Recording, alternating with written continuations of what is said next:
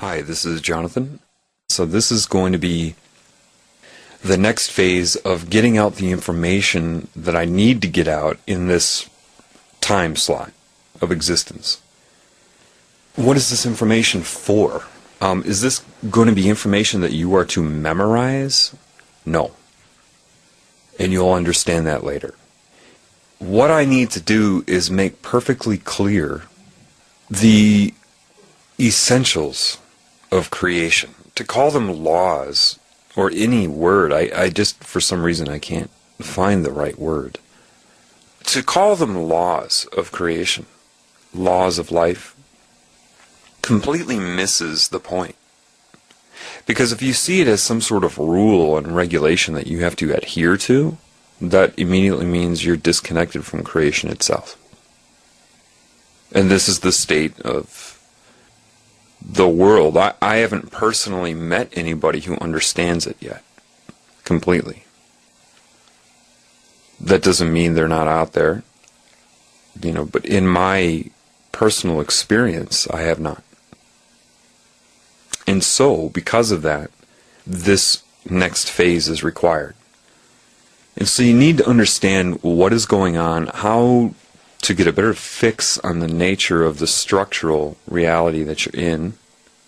And I'll do my best to impart to you what has been infused into me. But ultimately, you are going to have to seek the Creator itself. Of course, you're a creation.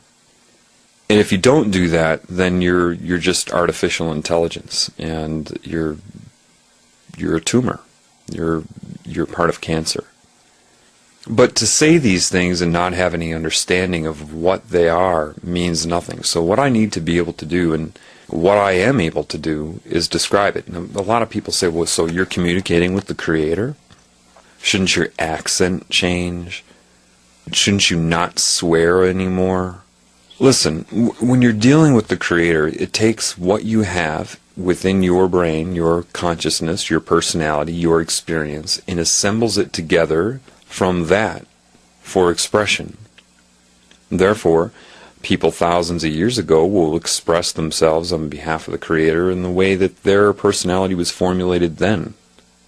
So, you need to understand, individuality is a gift from life, from creation. That's why there's a huge attempt to get rid of individuality.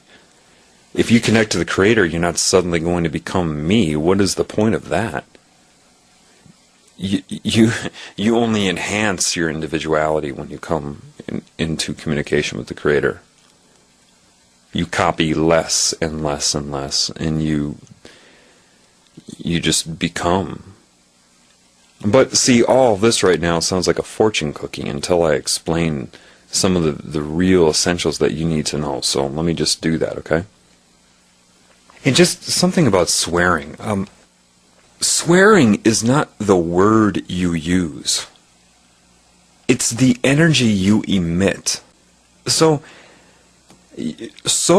could be a swear word depending on how I say it and what my intentions are with it. But you're all focused on structure, and that's the trap. That's the insanity. And I'm going to do my best to help you understand enough to make you realize that there is a creation force, that there is something you should be seeking. Most of my knowledge, is not from any book, any lecture, any video, any movie, any mentor. It is direct infusion of knowledge into me. I've had 2 Nobel Prize winning ideas that I know of. The second one last summer, or 2 summers ago, was that there are no neutrons in an atom. Now, I didn't read that anywhere. I knew it. I was able to deduce it, and that information was infused into me from the creative force. And I know why there are no neutrons. I can explain it. See, trying to memorize this theory or that theory is missing the boat altogether. Education is purely to separate you from what you are. That's how it's set up. As a child is growing, you should You could have the child have a really good understanding of what the universe is by age 4, 5, 6. And so the next phase has to occur, which is that which gets you to see for yourself. The problem is you've been lied to about God, and you don't understand that yet. I mean, you may understand the sentence and the sentence structure, but there's so much more involved with that than most people can know yet. So what I need to get into is the very basics of reality as put into my being from that which creates everything, which is me. And you're like, what? Well, it's also you. And that's going to be very hard to understand. When I say it like that, it sounds like a fortune cookie. It sounds like, some sort of, like I should be floating, on some sort of bobbing mushroom. And, it's, that's the best a human being can grasp that. Well, it's time to show you what you can grasp and how easily you can grasp it. And we'll start with the nature of reality. Telling somebody that reality is an illusion is not going to do much. So I need to make that more clear to you. Since everything is that way, there is no such thing as an illusion, so therefore it cancels itself out. Put it this way, all of the cells in your body are consciously aware. Would you really want them to sit there and be aware of just sitting there in this structural pattern for you, just to metabolize for you and be enslaved by you to make you up, knowing they're consciously aware? Or would you want them to be able to dream up a holographic reality that seems real so they can all interact with each other on a level that doesn't really affect you, and you are happy that they could do it? I mean, which would you want? Do you want yourselves to be your slaves, or do you want them to feel that while they're alive, they get to have a life and express things and do things and interact with each other and seem to have individual identities and all of that? Well, sure. Well, what I'm going to explain to you will make a lot of this pretty clear, okay? First of all, to learn something new, a lot of the reasons that people have trouble with that, especially science, if they are told they're not scientific, is because of just that. They've been told that. They intimidate themselves before they hear something so that they inhibit their ability to understand. So when I start speaking about this stuff, I just want you to not intimidate yourself. Know that I will bring it around and make sure you understand. Hopefully most of you that are listening to this know what an atom is. An atom would be a certain type of energy confined to what you call a nucleus, a center area, with a complementary energy around it, bathing it, surrounding it, so that when they come together, their effect on anything in its scale of existence is neutral. So you're told in chemistry that you have protons, and you count up the protons, and you have neutrons, and then you have electrons that are orbiting the nucleus. If you get high enough up in chemistry, maybe you get into organic chemistry, which is more, organic chemistry is a really good one to make you understand life. Not if you memorize organic chemistry, only if you understand it from the consciousness of the atom, because the atom is conscious. But they tell you have different orbitals. They give them different layer names, S, P, D, F. They align the electrons, they chart them as spinning one way, and then they pair themselves to another electron within there that is coupled to it that spins the opposite way, an upspin and a downspin. And that's not what's occurring. So let me explain to you what is occurring. In an atom, you have the energy in the center. It is a certain amount of mass, if you want to call it that. Its existence is a combination of other energies and their interference with each other. Then you have this other type of energy. They give it a positive charge. They assign it, like they're assigning everything here, good and bad, yes, no. They give the nucleus a positive charge and the electron cloud a negative charge. The electron cloud is the type of energy the nucleus of the atom, the proton, always wants to find itself inside of.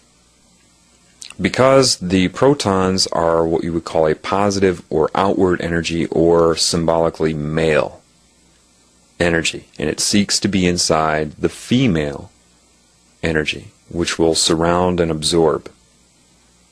Just like with sexual intercourse, you have a male, and your male organ goes inside the female organ. That's why they've based electrical circuitry. They call it male and female coupling and male and female parts.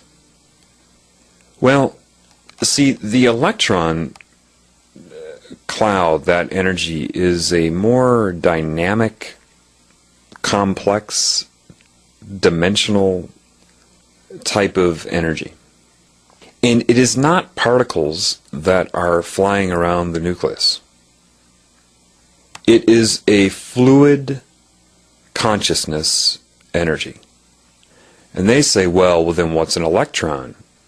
Electrons beaming off. Well, all that means is a certain amount of energy is allocated out, and it assumes the most efficient use of space, which is a sphere. But when it comes back into an electron cloud, it delocalizes itself and becomes part of, like a droplet falling into the ocean. So when they talk about certain types of energies that couple, we have this upspin and downspin, and different orbitals. Orbitals in an atom would be very similar to chakras on you, how they interface. And I'll get to that later. But you don't have these particles spinning around. They're only that when they need to be. For example, anybody that knows how to manipulate their own chi and focus their chi, maybe you've seen martial artists do this. They're localizing a lot of that energy to one point, which would be similar to the materialization of an electron. It's not even, material, just conglomeration of that energy. It is not particles that are spinning. If it's a fluid consciousness and you know there are different types of that energy within there, then what you're dealing with really is phase. And before I go on, I really want you to understand, you need to understand this. This is not a chemistry lesson. I'm explaining to you what you need to know to become what you are. So this is not something you should blow off and say, oh, well, I don't need to know chemistry. This isn't chemistry. There are chemists that have looked at this and tried to quantify it, but that's not what I'm talking about. When I use the term phase, what I mean by that is, well, say you make two fists and you're throwing out punches with both arms at the same time, meaning both fists go out and then come back and then out and back. And you're looking at, say, 10 feet in front of you, how much air is displaced from that vantage point, from both fists going out at the same time, pushing air, and then sucking it back as they're coming back toward your chest. Compared to, say, if you alternate punches, where the left hand is out while the right is back, and then the right is out while the left is back, how much air is displaced 10 feet in front of you? Because, see, if both fists are going out at the same time, you have double the amplitude, double the force, double the amount pushing on the air, and then sucking it back and creating those wave pulses in the air. However, if you're alternating punches, as one is pushing air, the other is pulling air, and they cancel out their effect. That's a very good way to look at phase. If it's, and they would call that 180 degrees out of phase, or opposite.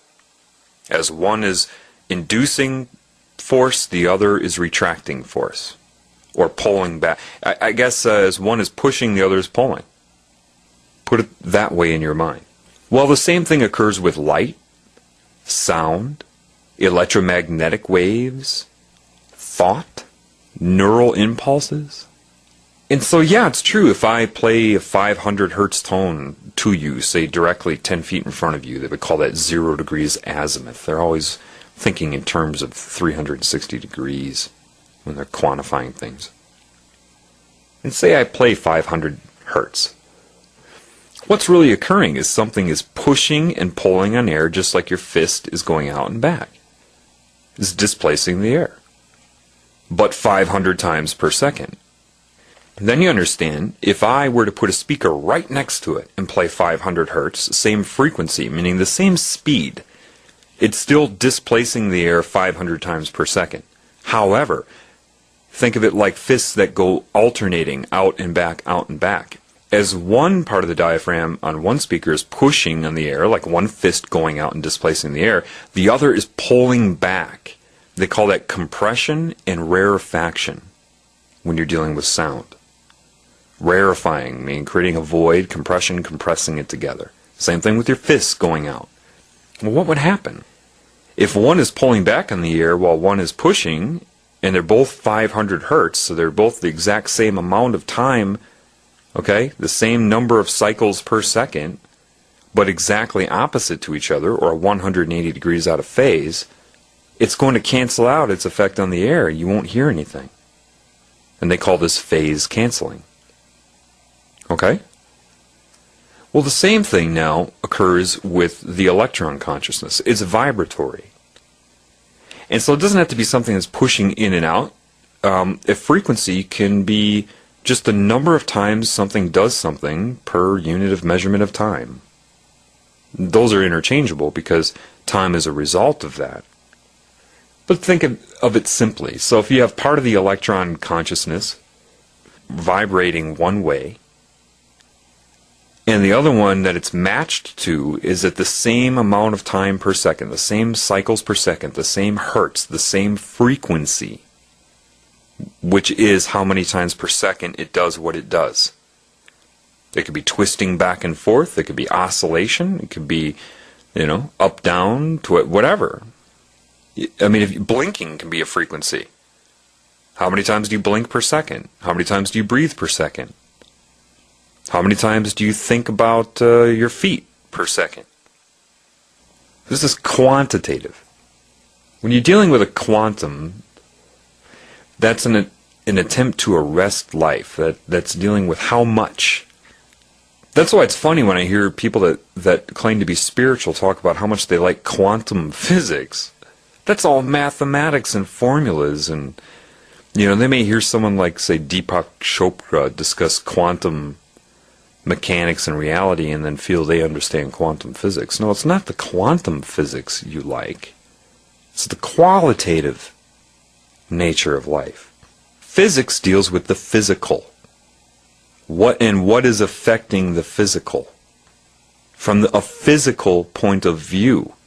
But anyway, in this consciousness of the electron consciousness, I don't even like to call it electron because that implies that it's a particle. I like to call it dark energy. Not that I am embracing good and bad, light and dark, and I'll get into that, but we'll use that as a better example. As one part is vibrating, the other one will couple to it, part of that consciousness, the same frequency, but 180 degrees out of phase with it, therefore making it and rendering it neutral. This is why they tell you that an atom is 99.9% empty space. It is not. The energy is there. It is just phase canceling itself out. Meaning there are no wavelengths of that consciousness for you to read. But it has gone nowhere. The observance of this will tell you why the Illuminati do what they do. Trying to play God by always balancing an equation to try to seek neutrality. That's why they try to control good and bad. They're trying to balance a mathematical equation, and you'll understand that later as to why that is missing it. See, what they're doing, math is not life. And that's what they embrace: numerology, structure, geometry, mathematics, numbers. Quantitative elements.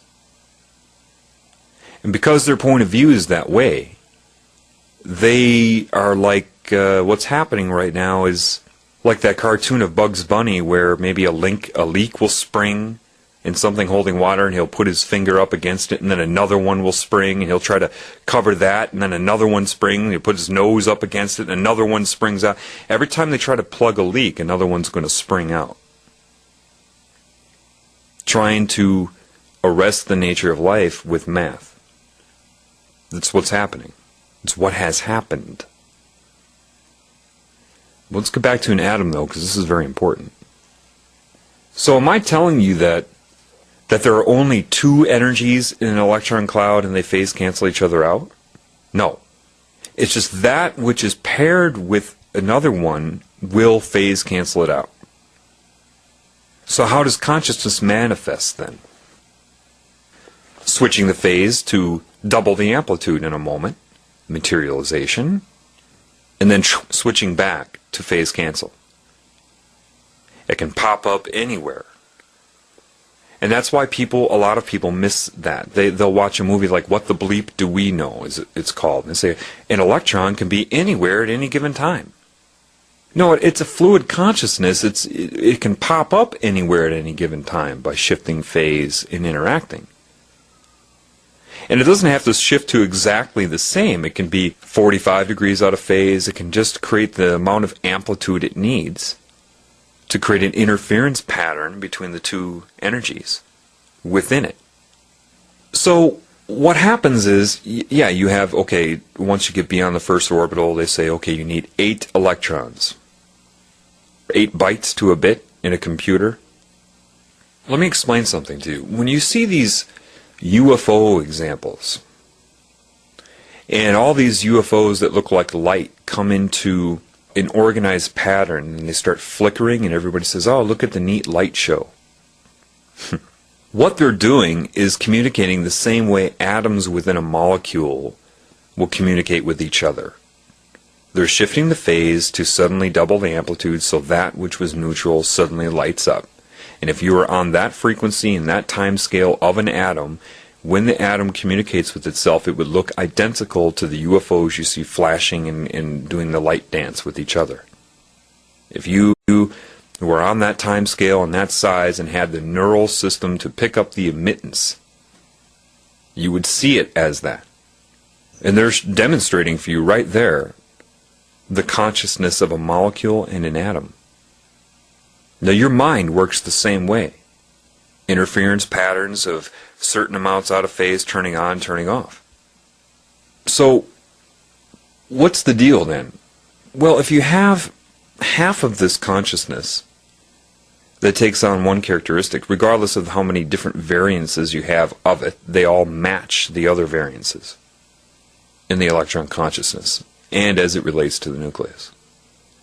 Half of that consciousness, the awareness to make decisions and change what it is, to interact with the other part of itself, the other part of the electrons, to interact.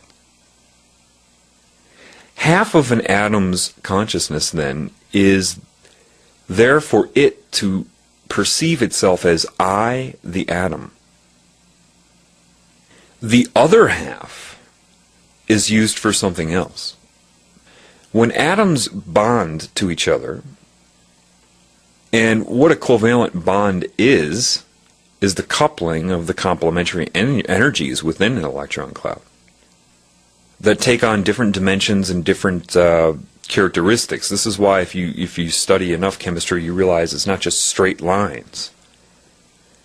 The first bond is very basic. The other ones take on different dimensional traits that cannot be explained if you're looking at it from the third dimension. But say you have a group of atoms that come together to formulate a molecule. the part of them that are involved with bonding are used because they're conscious. They complement each other and interfere with each other to create what's called a scalar jump. And that other half of the atom's energy is used by the molecule to see itself as I, the molecule, while each atom still has half of its own consciousness to see itself as I, the atom. So it is both. It is a group of atoms that still see themselves as I, but part of something, and know it, but maintain their individuality. And then you have a molecule that sees itself as I, utilizing the atoms. It's a different scale of existence. Then molecules can come together because they're conscious to formulate a tissue. Half of the consciousness of the molecule is used to see itself as I, the molecule. The other half is used by the tissue. Every molecule in the tissue itself, half of its consciousness is used by that tissue to perceive itself as I, the tissue. And all the molecules see themselves as I, the molecules, understand that they are we, the molecules, being used willingly, of course, by the tissue, because they still have their own individuality. And the atoms within the molecules still perceive themselves as I, the atoms, but also we, the atoms, that are being used by the molecule to see itself as I, the molecule. They haven't lost any of their individuality because only half is the individuality. That's would be that way whether they're connected or not. So there's no reason, it's so perfectly designed, there's no reason to say I don't want that. Well, you can go up from tissues to, say, structures like organs. Same thing. You have a field of energy you can't perceive around it because, well, we'll get to that. Half of the consciousness around the organ, the field around it, sees itself as I, the organ, utilizing everything below it the same way. Another scalar jump. Every time you go from atom to molecule, it's a jump in scale. Go from molecule to tissue, it's a jump in scale. Tissue to organ, jump in scale. Well, the next stop is I, the body. You are using half of the consciousness of all the main components of your body, which are using half of the consciousness of all the things that make them up, and down and down and down. You're using half of the consciousness of your body to see yourself as I. I don't call myself we, the cells, we, the atoms, we, the organs. I say, I, Jonathan, right? Do you call yourself we? But you are we. And you are I. That consciousness innervates your body through different scales as well, because you have different scales of consciousness. You have the scale of your body, which, innervates your body through large chakras. But if you go a scale down, you have the other type of consciousness that goes through points of energy through organs. Then cells, right through the DNA. DNA in your cells are not the stopping point of DNA. You are part of DNA on a larger level. You're part, let me explain this. Up from you, what do you think the next jump up is? Your specific race of person. So it doesn't matter what race you are. This is why certain species have, quote, the same frequency. Just like organs will have the same frequency. So you go up to your race. And you have a consciousness that says, I, this race. Utilizing half of each person involved in that race, half of their consciousness to do so. Then you go up from there, you have the human race. All the races combined. And half of the consciousness of all the races are used by the human race to see itself as I, the human race.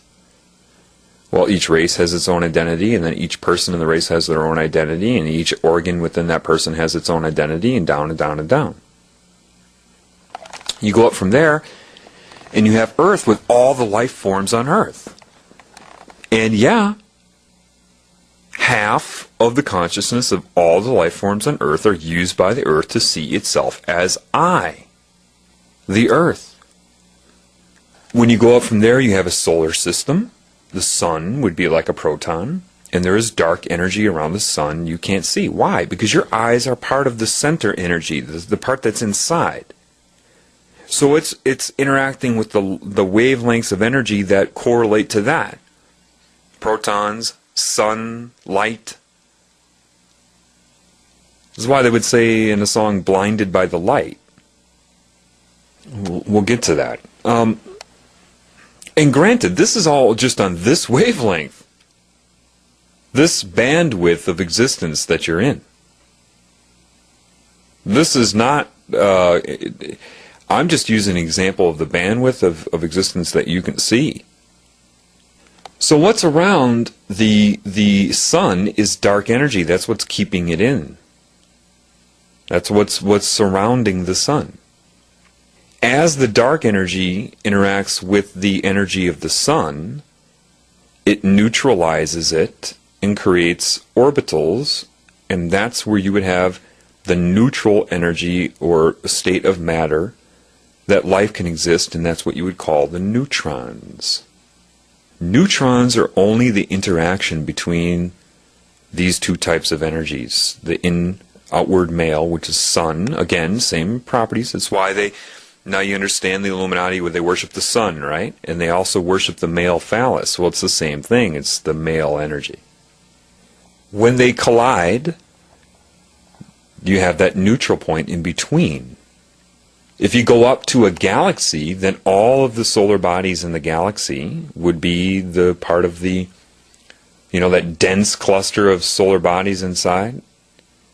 It'd be like the proton. And then you have dark energy around the galaxy. Now you can look up a dark energy map, and what you're going to find is that it only surrounds galaxies and connects all the galaxies together.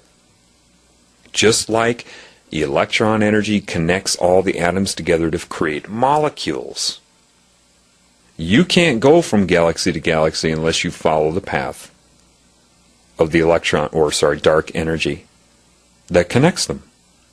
But since it's all confluent and all one consciousness, then yes, you, if you understand that, can communicate to any galaxy, anywhere, and anything at any scale.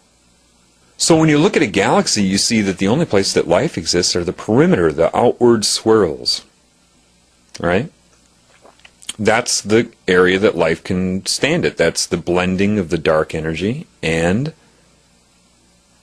the galactic solar body energy. And so in the perimeter, that's where you're going to find planets that can sustain life. Earth is the same thing. Therefore, with this understanding, you know that the core of the Earth is like a proton energy, and there's dark energy around the Earth. When they collide, you get what you call the surface of the Earth. That's the neutralizing effect, the interaction of the two energies to create life on Earth. But it's only where it interacts. Therefore, by that knowledge, you can only conclude that the Earth is hollow. And the surface of the Earth is just where those two energies meet. Okay? Same thing with neutrons in an atom then. It is the interaction between the electron consciousness and the proton consciousness. And when they collide and have interference patterns and neutralize each other, then they call them neutrons. They cannot exist in and of themselves. That is just the interaction of the two energies. And you'll go up and up and up from there. And down and down and down. This is what infinity is. If you want to think of it as a graphical analysis, like a sine wave, think of you know what a sine wave is. If you don't, look it up real quick. Imagine the longest wavelength you can imagine. Well, we'll just make it simple for reference. Say it's a mile. All right, a mile long wavelength.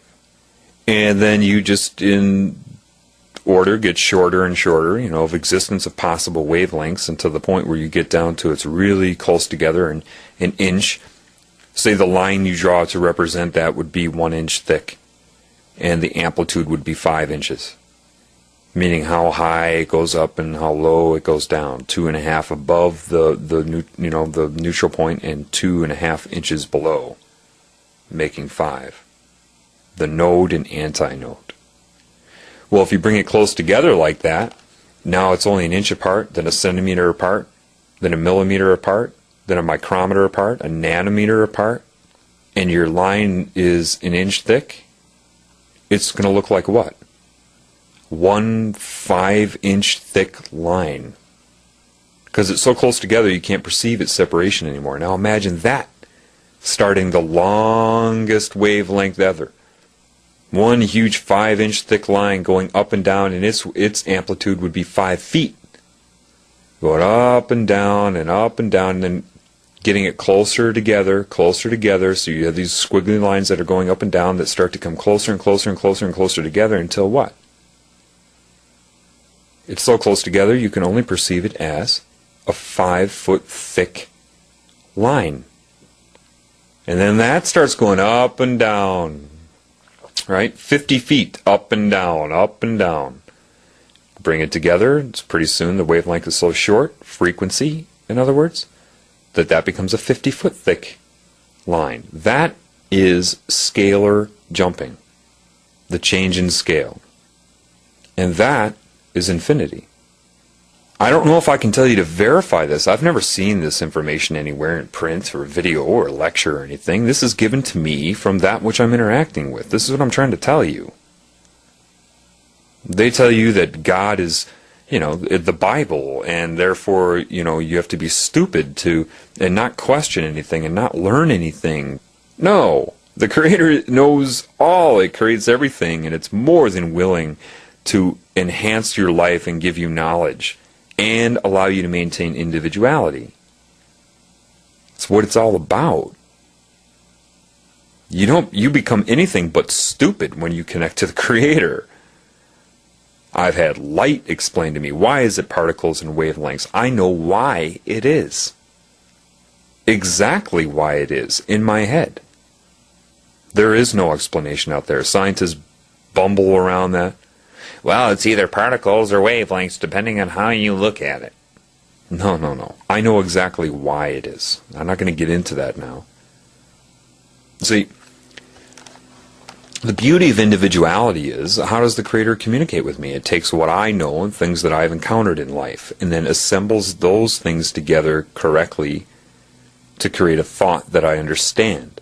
And if it's information that has no words yet, if it has no, I've had no experience with it, it still puts the knowledge in me, and then I'm directed to see something in life that I can extract a metaphor from to explain what I know. That's how it works. It doesn't change your personality. It has no interest in that type of control. There's only one energy that has interest in that type of control. And that's what we got to get to next. Okay, what is cancer? What is it? People can assess it and, they can say, well, it can be a virus that inserts an oncogene, which is a cancerous gene in there, or a vibration that triggers the turning on of an oncogene. Or, you could sit in ultraviolet light and, or have some sort of damage done. And there are different repair mechanisms of DNA. You have basic repair, but if the damage is too bad, you have what's called gross repair, and it just starts inserting base pairs of DNA, and sometimes it's incorrect. Usually the cell dies, but occasionally a cancer gene is created. Trauma can create cancer. What happens? Well, an oncogene, what is that doing? It's transcribing, as they know, an enzyme that renders the cell immortal and causes it to metastasize and try to take over the body, to grow and grow and grow and grow. The cell has a normal life cycle that it goes through. But cancer violates that with immortality. But that's just what it's doing. It has nothing to do with why. It is only what. Again, structure, math, quantity. If you know a cell is conscious, and DNA is its system of how would you look at DNA? The same way you would look at the components in your body. That's part of it. It's the structure, the brain. My comparison of the DNA, what I contribute a lot of DNA to, would be the liver in the body. Liver has twice the DNA of all the other cells, and it produces over 90% of your blood plasma proteins. It's involved with so much. That would be a scalar jump of DNA to me. The liver.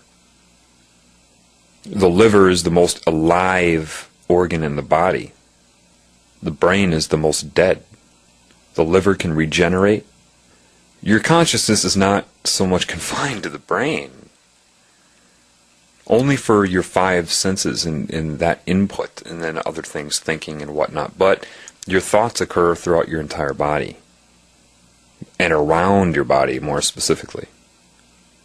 Cancer is an insane energy, but it's not its fault. It is separate from this whole system that I'm talking about, this scalar reality of existence. And it doesn't understand that as it grows, it's going to destroy its own ability to live. So there's only one conclusion you can make, and that's absolute fear. A disconnection somehow from the love, the consciousness, the understanding, the knowing of why it exists, the beauty of its existence and everything. And the consciousness alters the DNA of the cell because it feels isolated, alone, and separate. If you damage a cell and it's trying to resist the death, imagine the fear of how it's played out if a cell is dreaming where it gets damaged by something. And it gets so damaged that it's traumatized. The consciousness is going like crazy trying to repair it and whatnot.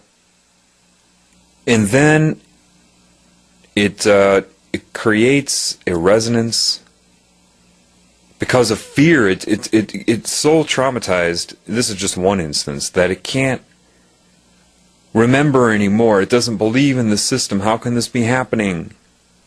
And its defense to its fears to try to take control, anger, aggression.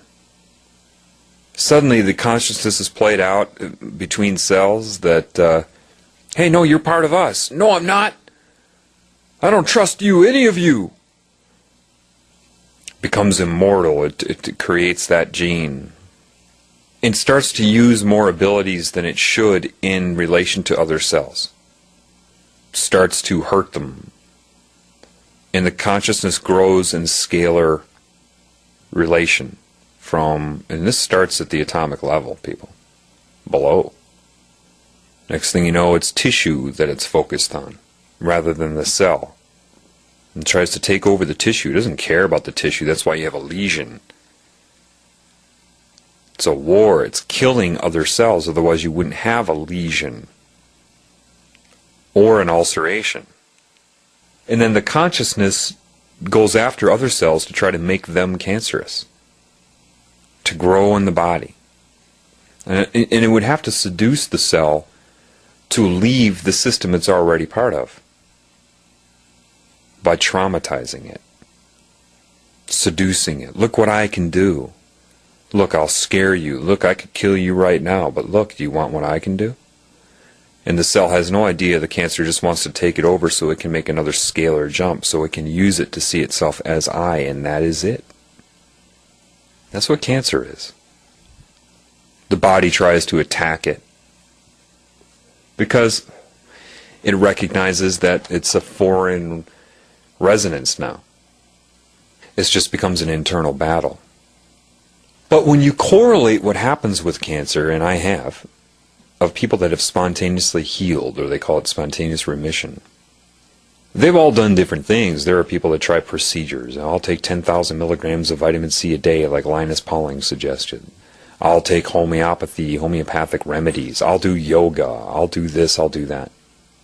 And so there are very different people that have done these different procedures that have avoided chemotherapy and radiation treatment, which is just another war. And these people that have healed themselves from cancer all report having, it doesn't matter what their procedure was, they all report having this experience of infinity and understanding of the scale of reality. Whether they can say it in the same way I'm doing it doesn't matter, they know it. And they try to express it to people the best way they can. I just knew I was part of a whole loving system, a perfect system. And that, the whole body, attached to that. And that was used to convince the energy animating the cancer cells that, hey, you were part of me. I love you, man. There's nothing wrong. There's nothing to be scared of. I'm sorry this happened. It was nobody's fault. Come back. And finally what happened is that energy made that leap of faith within your body, came back to you, everything was fine, the cancer cells are shed, and when this spontaneous remission thing happens, it can happen in 24 to 48 hours. It's like snowballs melting on a stove. Tumors just go. No chemicals can do that, no medicine, no chemotherapy, no radiation treatment, no immune system. This is something different. And cancer is something different. It's separation. When the cancer recruits other cells, how does it do it? Ultimately, it uses all the tactics to scare it, intimidate it, seduce it, entice it. What ultimately happens when it becomes a cancer cell is what? Well, remember, each cell has its own consciousness, and part of that consciousness sees itself as I, and the other part is utilized by you to see yourself as I. Or the organ to see itself as I, that type of deal. Cancer disconnects it from that and plugs into it, so it still has its own individuality, but the other part of it is used by the cancer consciousness to see itself as I. It unplugs you from the cell, from you, and plugs into the cell to see itself as I, and that's what a tumor is.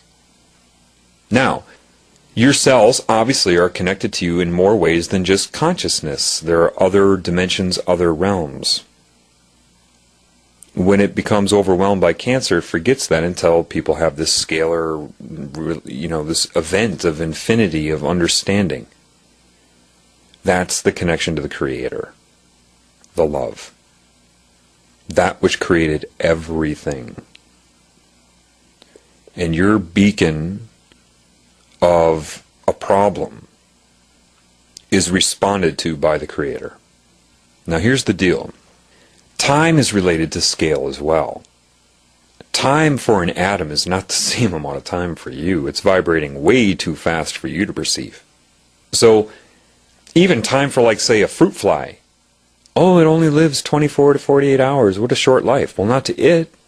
If it's on a different frequency, a different scale of existence, that could seem like a much longer period to it. That's why man has trouble trying to swat a fly.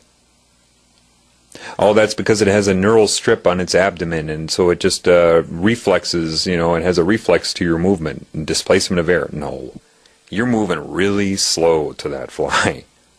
And because your relationship of time relates to your perception of depth, if you're on, say, one side of a room that has a 15-foot distance between two walls, and you look at that, you perceive it in relation to your frequency of existence, your relation to time, and that's how you perceive depth. It will take me 2 seconds, 3 seconds to get to the other side. However, a fly looks 15 feet across the room, and its relationship to time, its relationship to depth is different. Even though it may arrive there faster than you, it does not seem that way to the fly. It sees it as a very long distance away compared to how you perceive it. Imagine being a giant that's 800 feet tall, standing on top of a mountain. Well, how far apart would those mountains really seem to you if you were that big? Much closer together than you would perceive it as your size, right? But say you were able to run to the other mountain, or somehow move yourself with wings faster than the giant could get there. Or observe the giant walking from mountain to mountain as a human and seeing a giant that big. It may look really slow to you, but its perception of time is just normal. It's just right. So you would appear to be really fast to it. That's why larger things may appear to move slower, but from their relationship to time, they're not moving as slow as you perceive them to be. So even something like a cat will have a slightly, just a slightly different perception of time than you. You are slower to your cat than it is to you. That's why a cat is more able to quickly grab a fly out of the air. It's not that it perceives itself to be moving any faster than it would if it were your size. It's just moving just right, what it's able to do. The fly is moving slower to the cat than it is to you. Do you understand?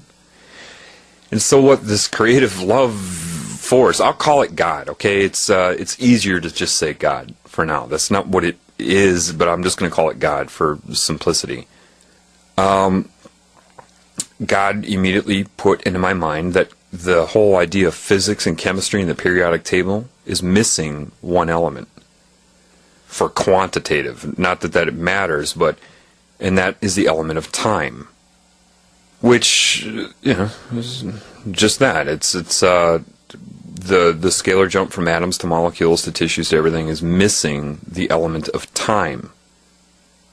Why am I telling you this? Well, so if you know that, then if you go through some sort of cancer in your body, and even if you have a spontaneous remission that took 48 hours, amazingly fast for the tumors to dissolve, from your cell's point of view, that was not 48 hours. That was a long, drawn-out process. And then when the spontaneous remission happened, it was just as instantaneous for the cells as it was for you, and that's the true nature of love and God, is that it's instantaneous. It will have a scalar effect all the way down. The cancer was healed immediately. The process of shedding the cells is like cleanup after the other energy abandoned those cells. That's all that is. The cancer, when it healed, was instantaneous. Everything else was just cleanup in the body's, getting rid of the tumor. What is occurring right now on this level is cancer. You have a consciousness. Let me just back up here so you understand some of these things. Why am I saying it the way I am saying it? Well, one, I'm supposed to say it like this. This is something everybody needs to know. Am I the first person that's talked like this or known this? Of course not. Everybody's connected to, can connect to God. You're going to find out most of you have been disconnected in a lot of ways, but they haven't been able to disconnect every way, of course. Otherwise, cancer itself could not spontaneously heal. But again, when God commands the mind, it takes what is in your mind, your personality, your experiences, and puts it together around the truth. And if you don't have the words for it, it will direct you to an experience where you can extract a metaphor. This is the beauty of individuality and how it embraces that. So an artist can say what I'm saying in a picture. A musician can write a song that expresses what I know with notes. God will intervene and command and embrace the individuality of everybody with the truth. It's the beauty of everything. So that's the beauty of individuality. As people, it's going to be so neat, because as people start to learn this stuff through connecting to the Creator, and it's going to happen, you're going to see all these really neat, different individual expressions, because God took in them, and assembled in them the understanding through their point of view. It's already happening in a lot of ways. It's fantastically wonderful. And it's going to go against this whole idea of cloning, getting everybody to dress alike, talk alike, act alike, think alike, all of these things. That goes against the nature of God. God wants that individuality. Otherwise, everything's boring.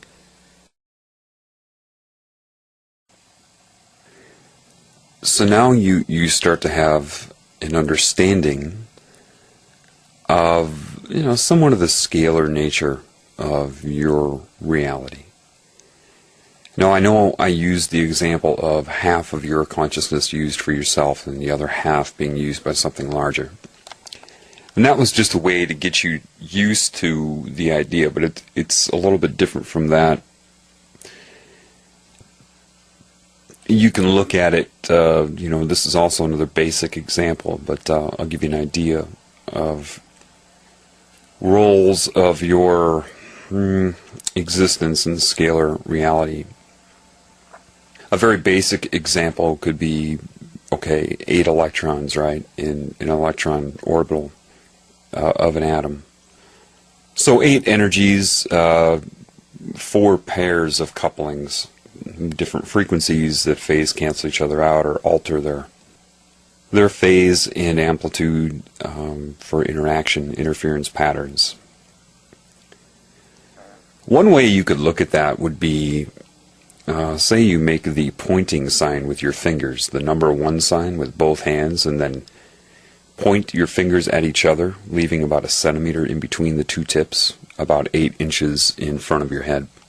Now what you'll find is if you change the focus of your viewing that, you can change it so that it appears as if you have 2 fingers and a floating little finger in between them. What is that really? They're both transparent as far as your focus is concerned, but when they interfere with each other, it looks like there's a piece of mass there. That's how your eyes are seeing it.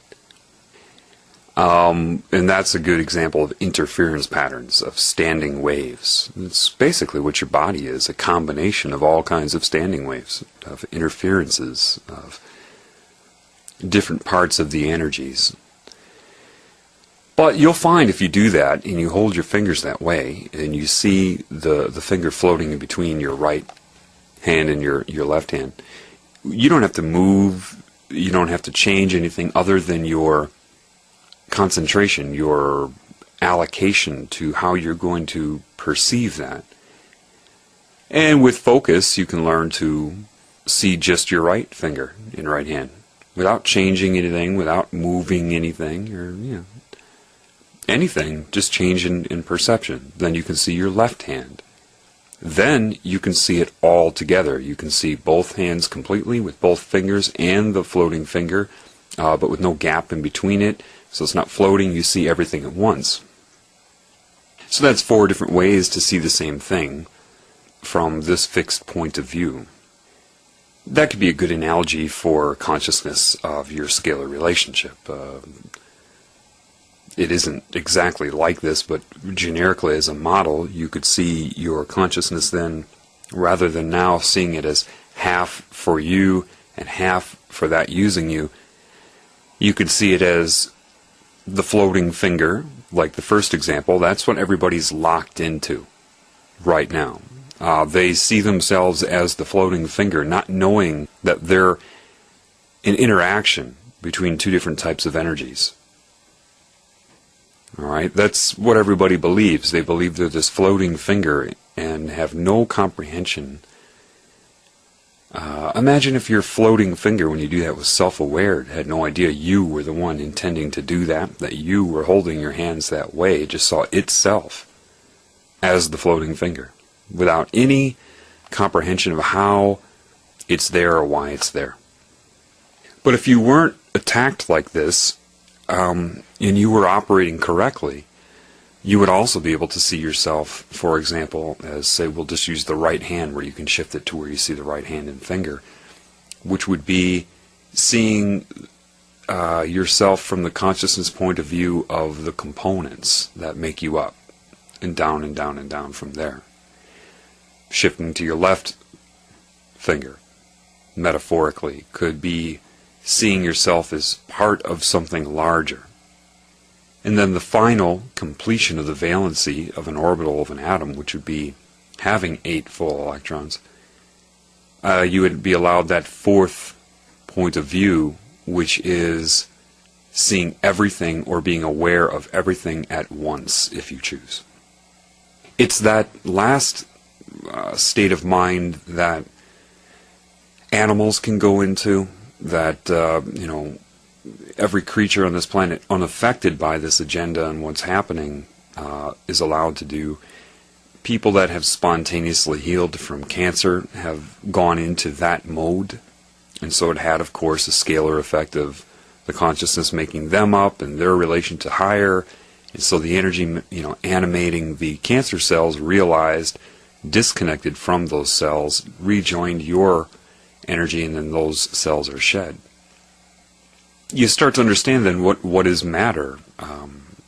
The surface of the Earth is the interaction between the core, which could be like a proton nucleus of an atom, and the dark energy around the Earth, which you call the magnetic field, even though it's in shells or rings that move like a conveyor belt through the center of the planet, just like the energy in your body does that. It's like a long donut where it can just move through your body that way.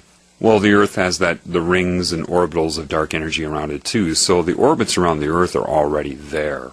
That's what the moon is in. What are the different atoms, though? Well, what are the different life forms on this planet? You see, say you took your hand and put it into a sandbox and scooped up some sand. And let's pretend that sand is the proton energy, the ignited energy, the male energy. When I say proton energy, to me it means protons, or that energy in a nucleus of an atom, the core of the Earth, the sun, the collection of solar bodies in a galaxy with dark energy around it. That's what I mean. That's the material mass. And so your eyes react to the energy that would come from the center, energy that comes from inside this female consciousness energy. Female, not gender, just nature. So you pick up some sand, and your hand would be metaphorically the dark energy that interacts with that sand. You can't pick up more sand than your hand can hold. So say you have a very complex amount of frequencies in this dark energy around Earth. Each different wavelength, if you break it apart into individual waves, you have a complex waveform, and even this whole concept of Fourier transforms, I'm sure it was an understanding of this. My voice could be broken apart into individual sine waves. Well, so each one is interacting with the energy emitted from, say, the core, and each frequency or wavelength is just that. It's how much is interacting. So it'd be like scooping my hand and grabbing this amount of sand and whipping it somewhere, and then scooping more, and it's always pretty much the same amount, right? Because that's what my hand can carry. Forget about a heaping pile of sand, but just say I grab the same amount every time because of what my capacity is. Well, if you have a longer wavelength, you could consider that as a larger hand, or say a shovel now that goes into the sand and grabs more of the sand. And then, a garbage can goes in and grabs some sand, and fills it up. It's how much is it's how much of the dark energy in the specific frequency is interacting with this center energy, creating an interference pattern. This is where atoms come from. Well, gee, why would we have a huge, heavy atom, and why would we have smaller atoms? And then the atoms themselves are complex waveforms making that up. So when you're dealing with all of the parts of the interaction, then you would be dealing with frequency and amplitude, or the wavelength and amplitude. So now you can start to consider things like, is the sand in my hand heaping or not? For example, the color red is the color red. How intense that color is depends upon the amplitude. Are you picking up a heaping scoop or not? That's what waveform interaction is. So you understand that the basics of it would be the size of the interaction. I see it in my head. It's very hard for me to say verbally, though. You have a complex waveform interacting with another complex waveform, and infinite complex waveforms interacting. Then the amplitude would be, in the case of a hand picking up sand, is it a heaping pile, or is it just a leveled off pile? This is the very nature of your thinking process. Amplitude and interaction of wavelength. It all comes down to that. You start to understand this energy is in frequency. Now, so is the energy in the proton nucleus. So is the energy in the sun. The sun has very basic components in it, or wavelengths. Ultimately, what I'm telling you is, if it's coming in pulse, and everything is an interference pattern, and so on a different level, it's an interference pattern which is making up the atoms that are burning in the sun, then it has to have a frequency, and the frequency is the interaction of the two energies. Therefore, the components of the sun, like everything, are in frequency. And what that frequency means in that case is frequency of existence, meaning the sun is there, and then it's not, and then it's there, and then it's not, and then it's there, and then it's not. It depends upon the specific atoms, so there's always parts that are there when others aren't, and such. But it's so, the frequency to you would be at the atomic level, which is too fast for you to observe. So, if I'm telling you that the sun is there and not 100,000 times per second, or something like that, you're not going to be aware of that because you are there, and then you're not, and then you're there, and then you're not. But why wouldn't you notice that? Because every component you're locked into as the floating finger is built upon that groundwork.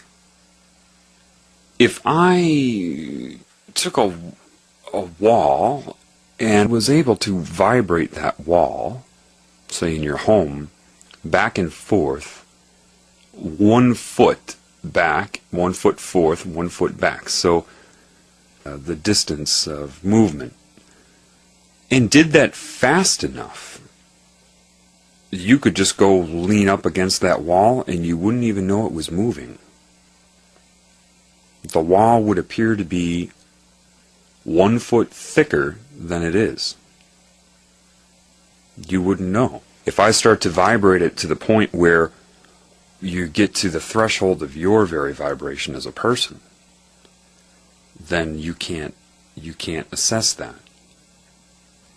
So this is where did I learn this? Again, you need to understand. Did I read this somewhere? No. Did I watch a lecture? No. Was it a professor or teacher that told me? No. Did I find it anywhere from information in this realm? No. Sitting in the backyard in the summertime underneath a tree. You see, the problem with religion is you all equate that with God somehow. And it works well on intelligent people, which are what they want to get rid of, because they see the people that are brainwashed by religion and equate that to God and think, well, gosh, if these are the people that believe in God, I can't believe in God. Because they don't think I ask them to explain it to me, and they can't give me an answer, and then they abandon the whole thing altogether. The creator of the universe is anything but stupid. It is everything there is. And you cannot connect to the Creator via religion. It's impossible. So I asked a simple question. I said, okay, well, explain light to me then. Scientists say that light is either particle or waves, depending on how you look at it. It put into my mind, making me understand, okay, look at the sun. Now you know, as it's dealing with me, not in words, you can't understand the communication until you understand the command of love. The sun, make it very basic for you, okay? let's get rid of the complex waveforms and multiple waveforms. Let's just say the sun itself is there, and then it's not, and then it's there, and then it's not, so many times per second. Well, what that means then is it's when it's emitting light, that is also in pulse, because the components that make it up are there and not, and there and not. And then the sun is built up off of that, and it actually is there and not, and there and not, on a different level. So, the energy emitted from the interaction of atomic forces, when it leaves, takes the most efficient uses of space, which would be a sphere, and it spurts out based upon the buildup, okay, light emittance, and then emittance, and then a refractory, and then buildup of energy, and emittance, refractory, buildup of energy, emittance. So imagine like the spraying of bullets, not to put that image in your head, but I mean that's just a bunch of raindrops coming down and a stream of, you can call them photons, whatever they've wanted, whatever label they've wanted to put on them. And there are other components too. So that would be particle, right? But how does that take a wavelength? And how many different carrier wavelengths are there? Well, they know it's a stream, which is a frequency. The number of photons, you learn that with the eye, is the number of photons hitting the eye, per measurement of time, we'll call it a second. They're interchangeable, but we'll just say that's what it is. Okay, so just say that you have a stream of photons hitting you. All right, just how many times they activate, within the the range of your frequency. Now you understand why you have a frequency range of vision. You have a fundamental frequency of existence, and then your nerves can react to a certain amount of I mean, if the number of photons hitting your eye per second exceeds the amount that your rods and cones can react to, think of a speed bag where you hit in boxing. It's do do do do do do do do do do do do. If you start hitting it too fast, it doesn't have any rebound. It's just going to stay there. And because your sensory perception is on, off, or frequency, and how many times that happens per second, if it just is too fast or too slow, too, few times per second, you're not going to perceive anything based upon your core vibrational state. Okay, then. So if you know that another level up from atoms, there are parts and components of the sun that are there and not there, and there and not there. Well, what would happen is this. You see, when light is emitted from that reaction, it is slowed down right away through a certain amount of resistance of the dark energy. So light is emitted at a certain speed. Just imagine spitting, okay? Slow it down in your mind, like that, okay? You get a stream of photons going. That's because you have individual photons because of the frequency of emittance of them. But then the very existence based upon that is there and not, and there and not also. So what's really going to be occurring is a stream of photons and resistance, slowing them down slightly.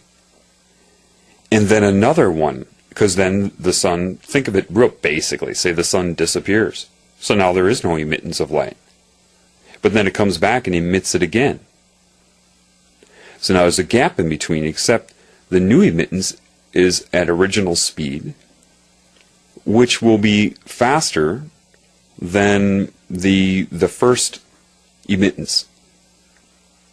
And this is a very basic way to look at it. It's more complex than that, but not much more complex than this. But I want to keep it simple. So like a cue ball in a pool game, you're colliding the photons. And so picture in your mind this new stream coming faster, and then the photons and the lead photons collide with the rear photons in the first emittance. And what happens? Like pool balls in billiards, they collide off of each other, and one goes back or is slowed down. It depends on your point of view. And the other is pushed forward. And it just keeps doing that based upon its refreshment, the refreshing of its existence in different scales. So then my question of, then polarized glasses. I said, sure. The ones that collide outside that plane don't make it through. They get cut off a little bit. Not completely. They'll make it through the other lines, but it will be not in a frequency you can detect, because it alters its stream. So imagine a 360 plane where they have potential of colliding in this plane, that plane, that plane, and the polarized glasses choose what plane it would exist in. So I said, well, okay, then what are colors then? I looked at the lawn. It was green. I said, well, what's occurring then? And it corrected a few things for me. Okay, you look at that green lawn, that green leaf. You think it's absorbing all of the light except green. I said, yeah, that's what we're told in science. I didn't say it, that's what we're told. No, that's not what's occurring at all. It appears that way, but that's not what it is. And I won't get too complex here, but when the light hits the leaf in the female energy, or any color, let's say, and it interacts with the energy of it, and it's absorbed and then emitted. Well, same deal of emittance, but what you're looking at is the frequency of existence of whatever the color is. So the reason the leaf is green is not because it's absorbing everything but green. No, it is reflecting all of the light, but it's reflecting it based upon its frequency of existence. And it started to make sense to me. So it's, say you have a giant tennis racket, and you spurt a constant amount of balls. Like, say the tennis racket has a 30-foot diameter. Okay, and that's how big the head of the racket is, and you have every given second you've got 1,000 balls coming at it, and it's a constant stream of these balls, say, so they're just constantly coming. But the racket has to go back and then forth and back and forth, and as the balls are hitting the racket, when it's moving back, they're not going to be rebounded the same way as they are as the racket is moving forward to the constant stream.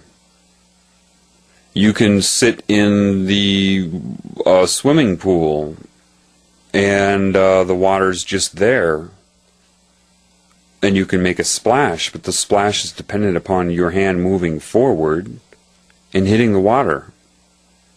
Same thing with light. Same thing with reflection of light. It's the existence. It's there to reflect it, and then it's not. And then it's there, and then it's not. So the question then that occurred in my mind, well, why would a darker color get warmer in the sun than a lighter color? What occurred in my mind through this interaction was the idea that, okay, well, remember, you are in a bandwidth of existence. Every color that you perceive is a vibration that you are perceiving.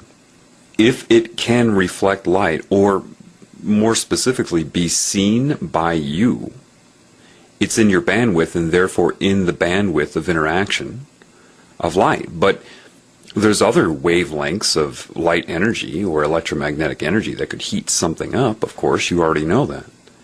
If a part of what it's heating up is within the bandwidth of excitability or able to make an interference pattern reaction.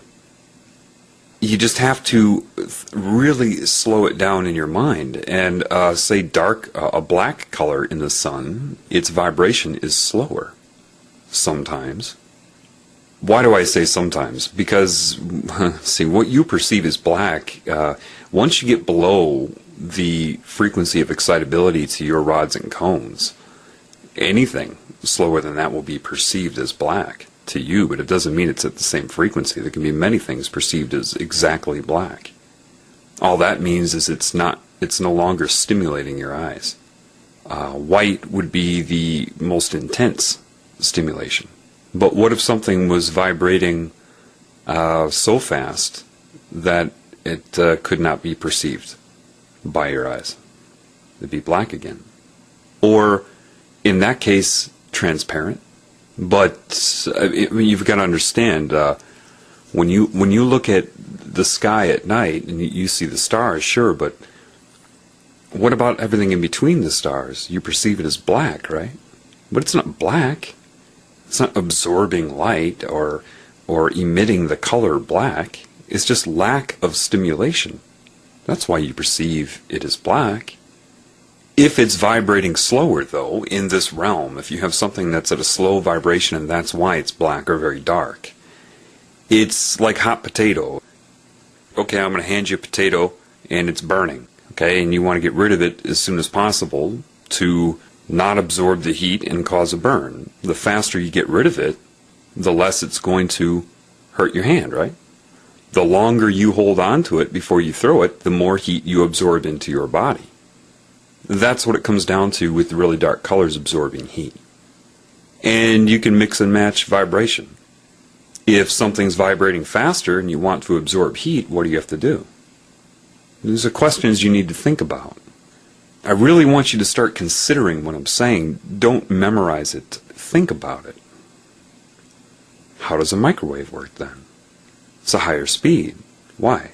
Because it's hitting you, it's bombarding you more, and so you can't reflect it. You're forced to absorb it based upon your vibration. It would be the same thing, okay, if you want a wavelength directed at you that would burn you, well, if you lowered your vibration, you could lower that wavelength or that frequency in a correlatable way to you to have the same effect on you. If you lower your frequency to a certain amount, you could lower the frequency that is being directed at you to have the same effect, as long as it's proportional to how much you've lowered your frequency. The only reasons microwaves tend to heat things up here is just the things that you're perceiving. If something's vibrating faster, it's not going to heat it up as much. Based upon that, I mean, I haven't looked it up yet, but I'll put myself out there. I can predict, based upon my knowledge of reality, that cold water will heat faster than warm or hot water. Or, in other words, it will absorb heat faster, proportional to its own vibration, its own vibratory state. Anyway, so you understand that. Then the idea of, okay, well, how do they use colors against you then? My connection to this intuition, which is connected to life itself, gave me the answer. So you're looking at the color green, right? Well, what you're seeing is the rate of reflection of light. Its heat will be dependent upon that rate, like hot potato. What happens if you go into a room and shine a red light? Everything looks red right away, right? And everything in the room is a variable color. You frequency lock onto the red itself. Therefore, everything looks red because that's a constant. That's what you're locked onto. That's what you're distracted by. However, the longer you're in that red light, you start to segregate out the other colors. Blue starts to look blue again. Yellow starts to look yellow again. Why? It's still reflecting red light at you. You saw it initially. But now you're segregating out and looking at the other components. You're still seeing red light. But it's taking that red light and emitting it in pulses of its own frequency. It's kind of like driving down the highway. You could be in the car And you could be throwing a ball in your lap, up and catching it. One ball, throw it up, throw it down. No resistance of wind. The ball appears to be just going up and down to you. If you go outside of the car and look at the car moving, you see that the car is going, say, 70 miles per hour. The ball then would not be going up and down.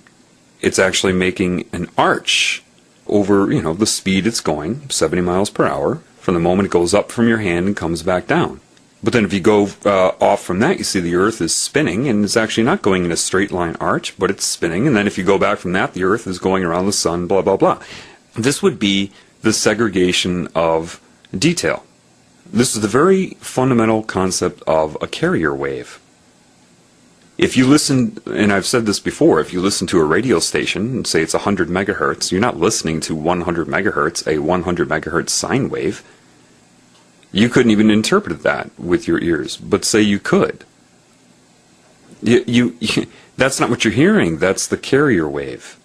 And embedded upon that is the audiogram of the music. Well, when you're sitting in a room where you're shining a red light bulb, when you start to notice all the other colors again, if you put on those amber vision, it's a different thing, but if you put on, yellow tinted sunglasses, after a while you start to see color again. Okay, so if you're looking at a blue color with red light coming off of it and you start to perceive it as blue, what's happening there? Blue is now the carrier wave for red light. It's red light in its own pulse, but it's being, like the tennis racket, it's being emitted at the frequency of existence as the color of blue. Blue is the carrier wave. So now you can start to understand something, because you've seen this your whole life, but you haven't been putting it together, right? The information has been available to you, but you haven't connected to you. So you just have ignored it, right? We all have. But the people running the planet have not. So you can start to imagine now the usage of color. If you understand this very basic principle, that if I shine a blue light onto a red object, at first it appears to be blue, because you're getting both. It's what your brain is decoding. So with television, if they get you focused on the moving images, the macro picture, that which is embedded upon the light emitted at you is a secondary source of information. But they've got you looking at all the distracting things on TV, so your brain is not decoding the stuff embedded upon the light coming off the TV. You're looking at the picture. This is identical to what's going on when you shine a blue light onto a red object and you see the object is red. They alter your brain waves with television through frequency so that you don't decode as readily or notice that as readily because you're too distracted. All the manipulation, a lot of it's based upon this principle. What you can see, what you can't see, what can be hidden from you. And now you start to understand that if you don't have this knowledge, then if somebody tells you that the television is programming your mind, you laugh at that. And it's very basic, isn't it? You understand it now, don't you? I mean, to some degree, you feel like you understand it. Yeah, it's really not hard to understand, and that's where I want you to really pay attention. Pay attention to what is happening to your confidence level. What do I mean by that? You didn't know this before I told you, right? But you know it now. How long did it take you to have this open up in your mind? Are you a stupid person? Well, do you or do you not have a better understanding? In how short of a time has this been out of your whole life? Are you stupid? Or did someone just not explain it correctly to you? You're not stupid. If you understand the concept of what I'm saying, you don't need to memorize it. I'm not going to give you a test tomorrow on this. What I want you to do is understand it as I'm saying it. If you can do that, then you have to make yourself aware right now that you can learn. Think about it. If you understand it, I didn't make that happen. All I did was tell you. Whether you understand it or not is up to you. It's up to your capabilities. Do you hear what I'm saying to you? So if you don't tell somebody the correct information to allow them to observe their own brain working throughout their entire life, or have it work in irrelevant, useless data sets, school, you disable that person. Do you have a better understanding of how color affects you? Well, color is a frequency, right? Okay. Well, you are a frequency. Your brainwave state is a frequency.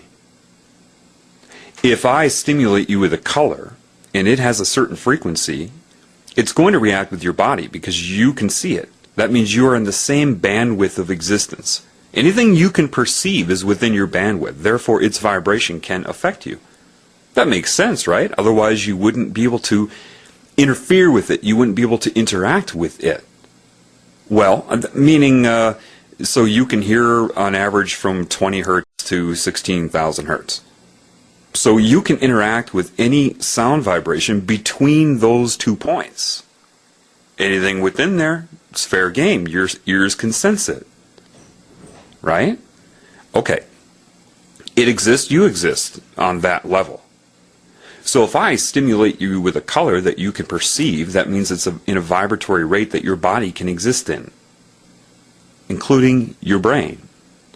So if yellow, now you understand yellow is a frequency of existence, emitting light, reflecting it when it's there to reflect it, no matter how many times per second that is, or frequency. Then your eyes are hit with pulses. Those pulses go through your optic nerve, through your brain stem, and then constantly streaming into your brain. Your brain is electromagnetic.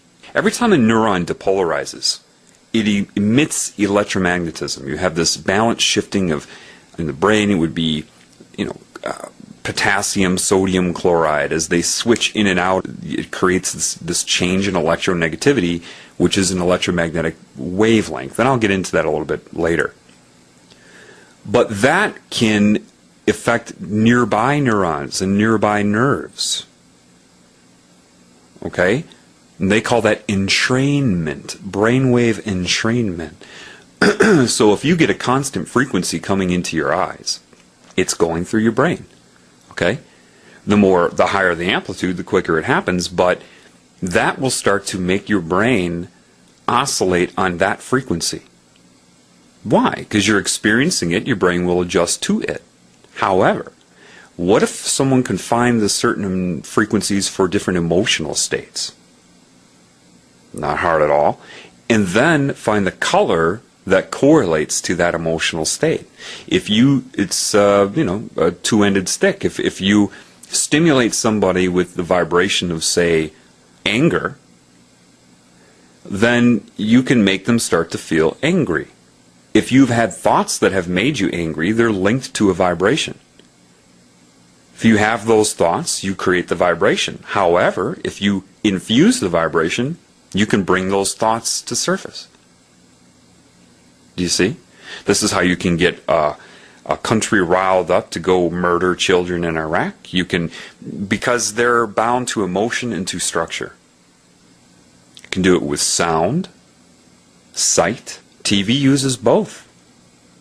And then embedded upon that are as a carrier wave are the things you're not perceiving at all that are also entraining your brain as a secondary wave, or tertiary, or quaternary. And don't be intimidated by it. Understand it. Now are you starting to get a little bit better of an understanding of what I'm talking about? It's not that hard, but just remember one thing. You understand it. What does that tell you? Now a 5-year-old could understand these things if you raise the 5-year-old correctly.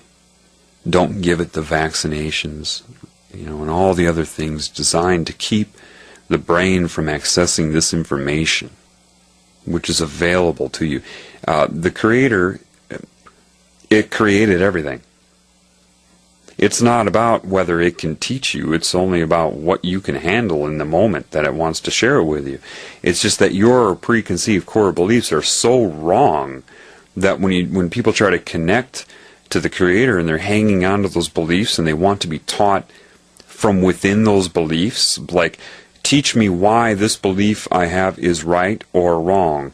Why is this correct or incorrect? When you're so far off base that there isn't enough information in your brain to put together, that it just has to be knowledge, and then you have to go out and try to extract a metaphor from life. That's how you interact with the Creator. It's the consciousness, the love that will take what you have and put it together correctly when you're in connection with it. And if it doesn't, then it will put the information in your soul, which will communicate with your mind, and you start to extract a metaphor, because truth is only in metaphor, in a scalar reality. When I say you need to know these things, that means you cannot be trying to memorize what I'm saying. I know there are people that know this. There are scientists that probably know this. I mean, it's not very hard at all. The nature of light, sun, wavelengths, the nature of scalar reality is so very basic that the concept that they don't know it would blow my mind. I mean, this is to me, what I'm telling you right now would be what I would want to start explaining to, say, a kindergartner. This is kindergarten level stuff for a human. It should be. And that's not to offend you. It's just my take on it. It's so very basic. What am I saying to you? If you try to memorize what I'm saying, you'll no offense, but you'll screw it up. People have already done that. They're not connected to their intuition, to the Creator. I've given a lot of input so far in other uploads. One is my cancer analogy, which I'm going to get into for the first time now. And people, they don't get it. They hear what I say, they remember what affected them, and then I hear them try to copy and plagiarize what I say to influence people, but they screw it up. Why? Because they don't have that connection. They don't understand what I'm saying. I mean, I know a person right now that will change, but right now he's on a cancerous energy. He's got anger and fear in him, and I heard him using my cancer analogy to pull people into his point of view of fear and anger and war. And I'm like, what? What? Don't be using my analogy. What am I saying to you? Do you know yet? I don't want to give you a fish every time you listen to me. I want to teach you how to fish. And I'm telling you, there's only one way to do it. There's only one way. If you try to verify what I'm saying through some sort of information in this realm, you're insane. If you try to critically assess what I'm saying when you don't have the ability to come up with it on your own, if you do that, you're insane. This is the very problem with humans right now. You're all insane. And because you're all insane, and yeah, okay, so what? Does that mean maybe 3% of them are not? Okay, but that's not what I'm talking about. I'm talking about the majority here. The majority of humans are insane. And because you're all insane, you don't know it. No psychiatrist can help you. Psychiatrists are insane. Even more. Otherwise, they wouldn't have gone into psychiatry. Why have I counseled psychiatrists? Why have they sought out my counsel? And then they try to critically assess what I'm saying, compared to the textbooks and journals and other research by the insane on the mind. Why is he right? And fascinated by me rather than just becoming what they are? It's insane. What I'm telling you is, your sanity is there with this hand being... Imagine this hand over your head reaching down, waiting for you to grab it. And you're looking everywhere but at that hand. You're insane. And I could talk for weeks straight on things you've never even thought of. And I would get the reaction of all of the computers. When I talk to people, I feel like, not that I'm into movies, I see the poison in all of them, but that's what you people go by. So I mean that's what you know. There's the movies, the Matrix, and in the second one, Neo goes to the source, and every time he has a thought, you see all of the different, when there's an exchange that happens, all his possible reactions show up on a screen behind him. This is how I feel when I talk to somebody. The intuition, I can predict all of you, everybody, all the different reactions to me and what I'm saying. And it's painfully lonely. It is. It's lonely. It's, there are people trying to assess what I'm saying, try to figure out whether it's right or wrong, provable, verifiable. People that think I am insane because they've read the word insane, maybe seen the words delusional, read their psychiatric textbook or the Merck manual or something, some sort of diagnostic manual that they've tried to copy and paste into their mind and then regurgitate onto the world in the form of projection. They don't have an understanding of it. Had they never been told about it, they never would have figured that out. They had to go to some sort of school for it. They had to be told about it by a professor, a teacher, a textbook, a lecture. Most people that go into psychology are so screwed up that it's some sort of cry for help, some sort of defense mechanism for control, and they don't learn anything. They just memorize what they're told to the best of their ability and then feel that they're aware and they're just more bound to structure. It's the people that critically assess are plagiarizing. Most of the personalities on this planet are plagiarism in animation. I mean, it is plagiarism. Look how many people copy each other in this planet. I mean, especially in the United States. Look at hip-hop. Look at that community. Where's the uniqueness in that? Everybody talks the same, dresses the same, acts the same, thinks the same thing. And that's why that was allowed on TV and the creative black people were not. And then you get subliminal messages telling you that no matter how bizarre it seems, no matter how robotic and angry and detached it's becoming, you can't say anything about it. What you need to understand right now is the basics. If you try to assess me, fine, that's great, but you need to ask yourself, where are you getting the very questions you ask? What triggered your assessment? Other than opposition. You feel you either need to believe me or disbelieve me. Agree with me or disagree with me. Well, what are you basing your agreement or disagreement on? Something you have the ability to come up with in your own mind?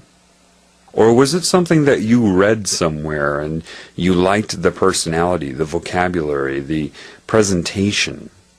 The person had a good resume. and you saw enough of the same information to build what you think is a knowledge base of which you are pulling from to compare and contrast to everything else you're told, none of which is yours. It's computer data.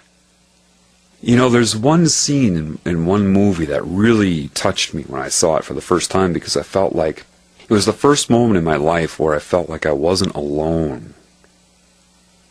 And that was the scene in Good Will Hunting when they were in that Harvard bar, and you had the guy come up and make fun of Will's friend, Ben Affleck, and Will came out and proved that he was a robot.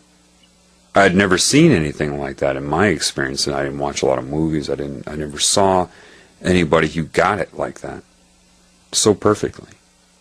Memorizing means nothing.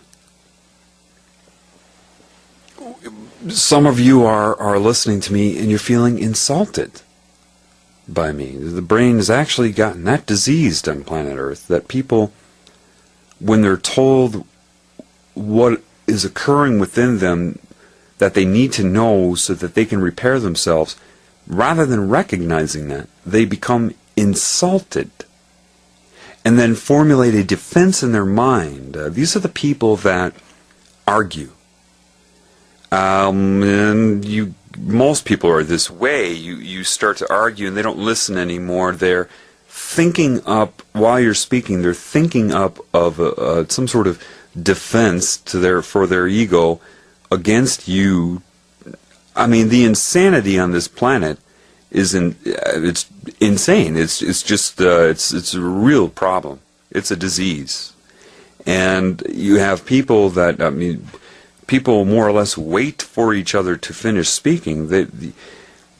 It's so insane is not the right word.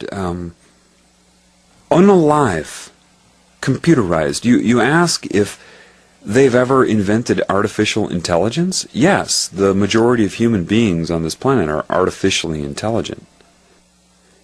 It's just the way it is. I didn't do it. I was born here to witness this. And have I witnessed it? Yeah. There's so much I know about what's going on right now that I can't begin to tell you yet, because telling you would be insane. It's just the way it is.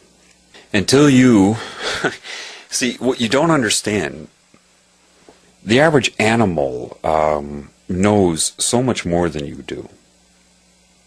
It doesn't matter if their brain can retain the information, like how big is their hard drive.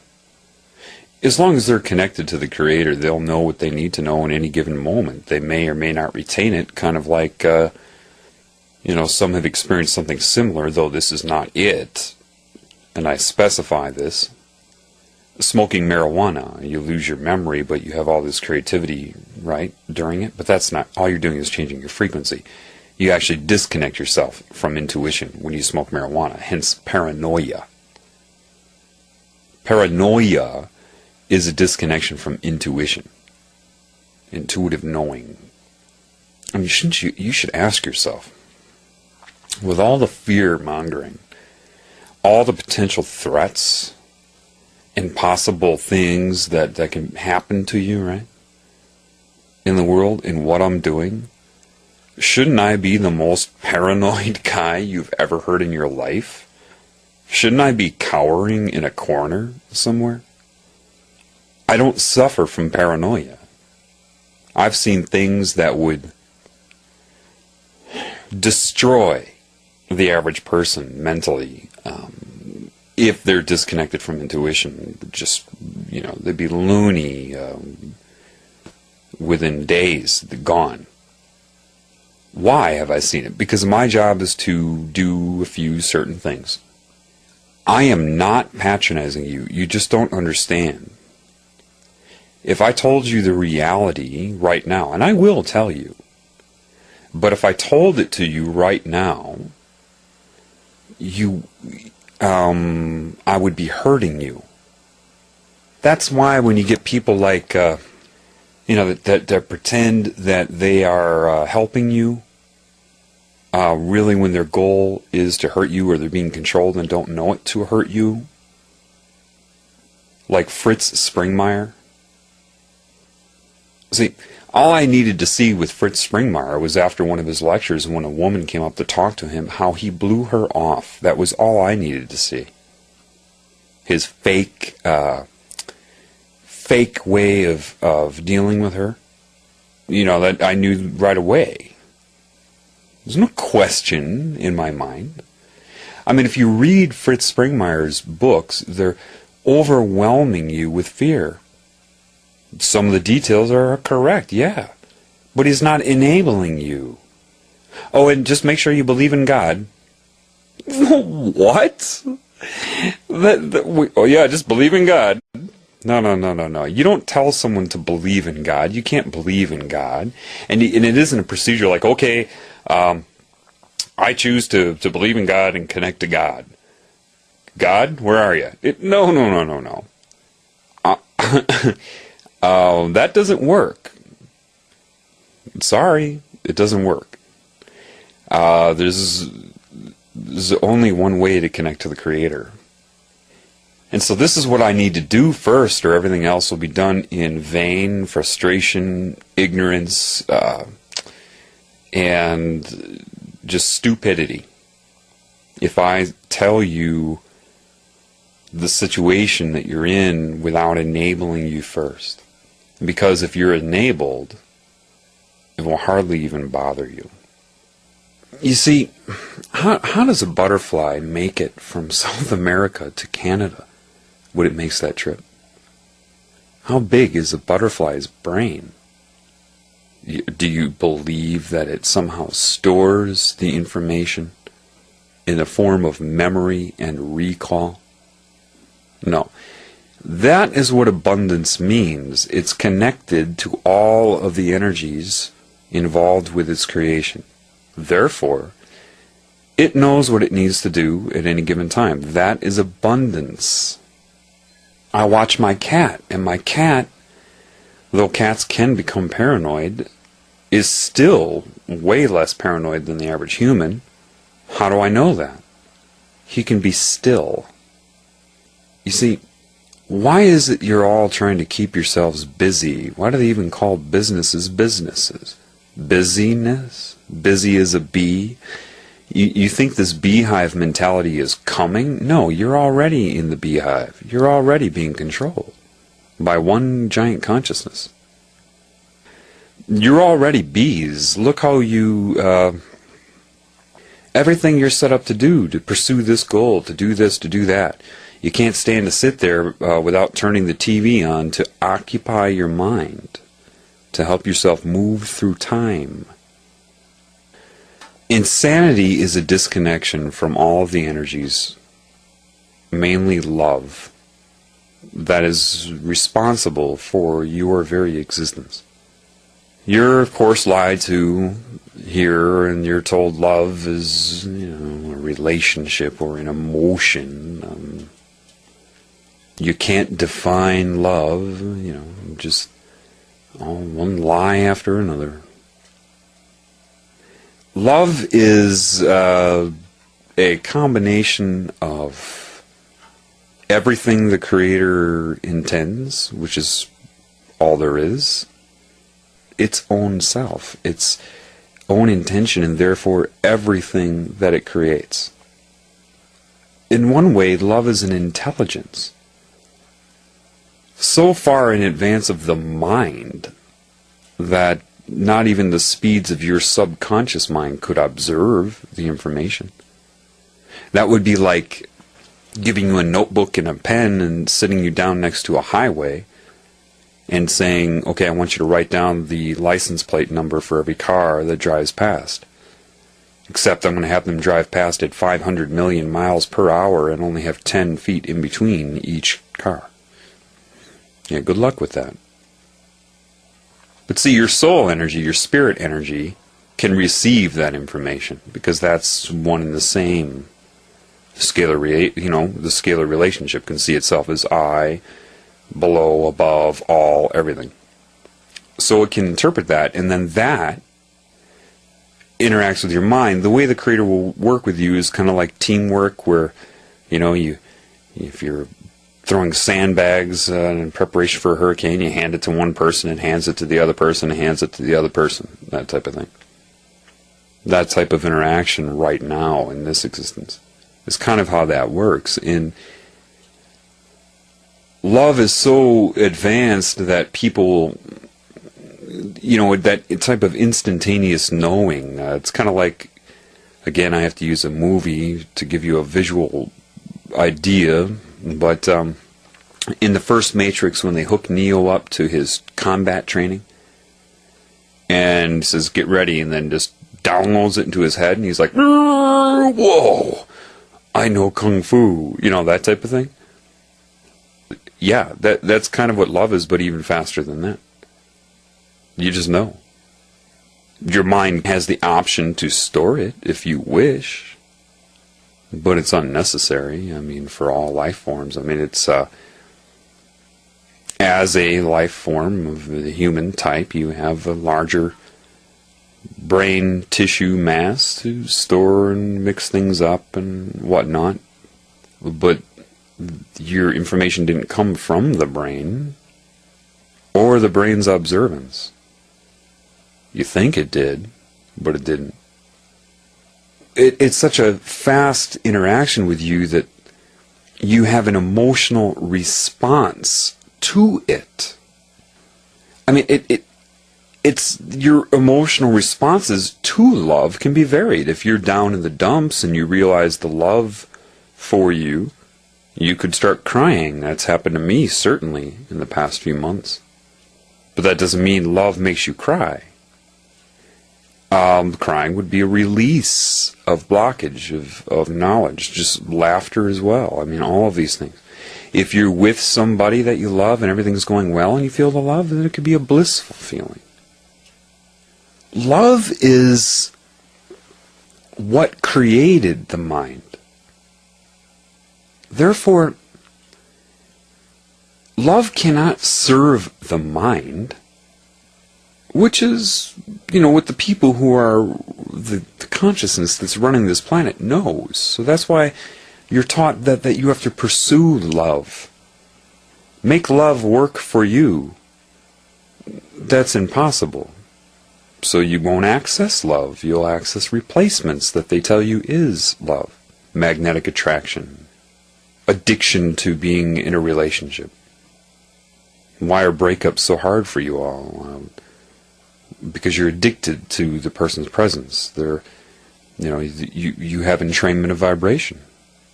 Spend enough time with a person, you start to get on the same frequency, and then an exchange of energy. It's an addiction, just like an addiction to anything else. You need them to verify your own existence, and vice versa. None of that is love.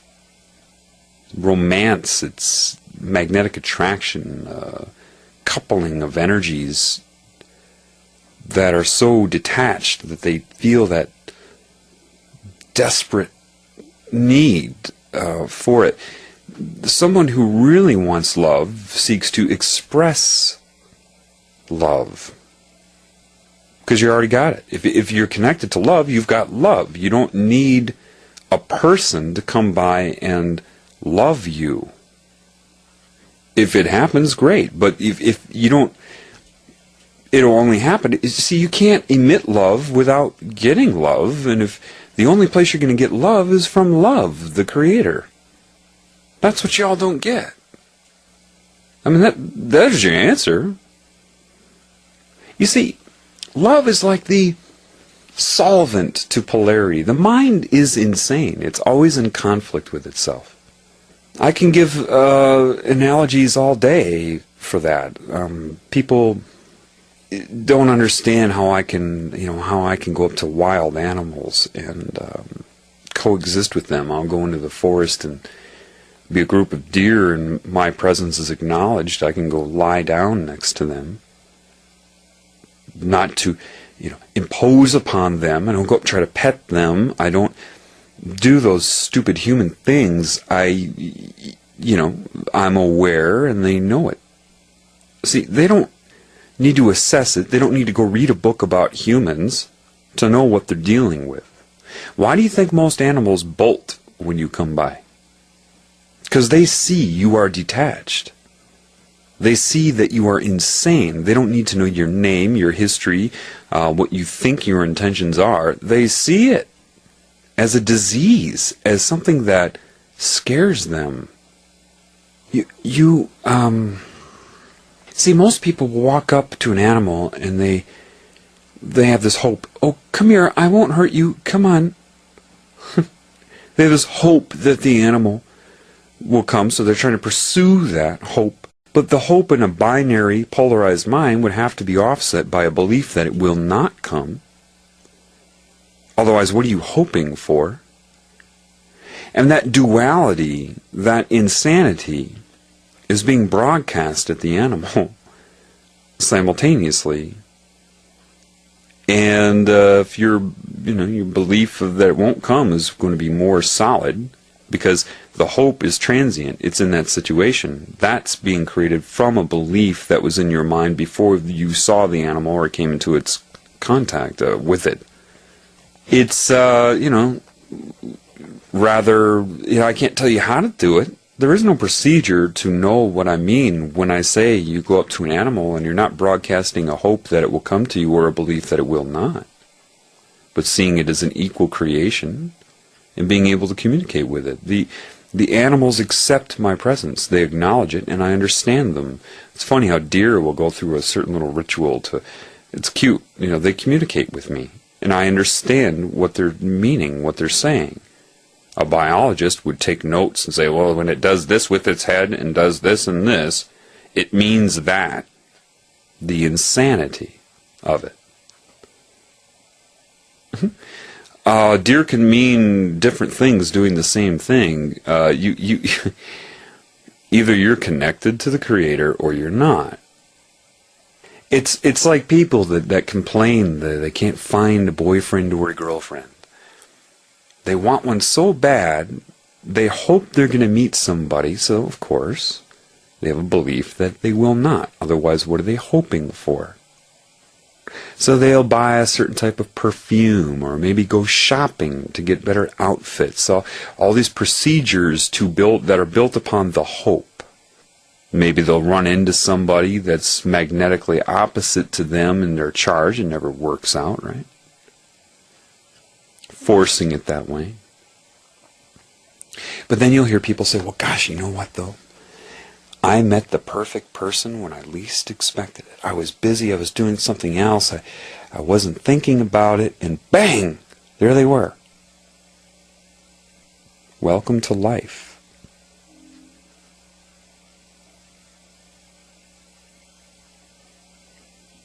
Now, why did that happen? You weren't acting upon a hope that you'll meet somebody.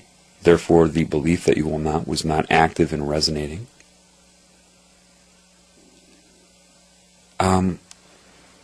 You allowed it to happen. This is the truth of your existence. There is another example of abundance. You think with the brain that you will learn something from aliens. What is an alien in an infinite consciousness system? What is that? Alien? Are there beings that are controlling you and running this planet that are not the same as you, that are not human? Yes, of course there are. But you've got to understand that they are disconnected as well. So it doesn't matter if their IQ is 1,500, or if they have equivalent of 5 of your brains and can have 40 conversations at once. It's still memory, recall, processing, storage, and insane. It doesn't even matter if most of what they have retained appears to be correct. They will never, ever be as intuitive as a butterfly. Any person connected to intuition, to what they are, will always make quicker and better decisions than any demon, any alien, anything disconnected from the Creator. Always. I've had people ask me, so what about this mind control? Are you saying that they can interface with your brain and put images in your brain and thoughts and all kinds of stuff? How do you handle that? Well, imagine if they wanted to mind control a butterfly with the same type of images and thought implants. And of course, don't memorize butterfly. It can be anything that's connected to creation. Say they want to mind control a finch or a robin bird, okay? Well, they couldn't do it the same way. Why? They don't have the brain size to process it and store the information used to program them. But wait a minute, they're able to make incredible decisions, it appears, irrelevant of what they have stored. See, when you're connected to intuition, even if you forget what you've learned, it's always available to you. You can take an Alzheimer's patient, connect them to love and intuition. They may have forgotten what they did last year, but they won't forget that the stove is on. They won't forget certain things they need to know. Why? Is it coming from the brain? No. But why am I telling you this? If they couldn't control or mind control a bird with the same type of things they use on humans, then what are they depending upon? Very basically, what are they depending upon? The cerebral cortex, your computer. When you connect to intuition, thought implant is corrected in real time.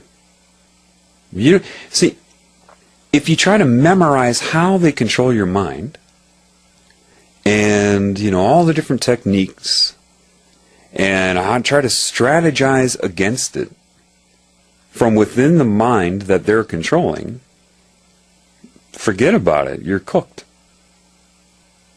If you allow love and intuition to command your mind, it doesn't matter what they put into it. It knows. Let me give you an example of what I mean by that. What have I witnessed in the last year? Well, let's see. I've had human being agents turn on a microphone, hearing background noise in a room, speaking to me occasionally. I've seen them put in visual subliminal messages right into my brain. I understand the technology. There's no point in telling you right now, but that is also very, very basic. Otherwise, an EEG wouldn't work.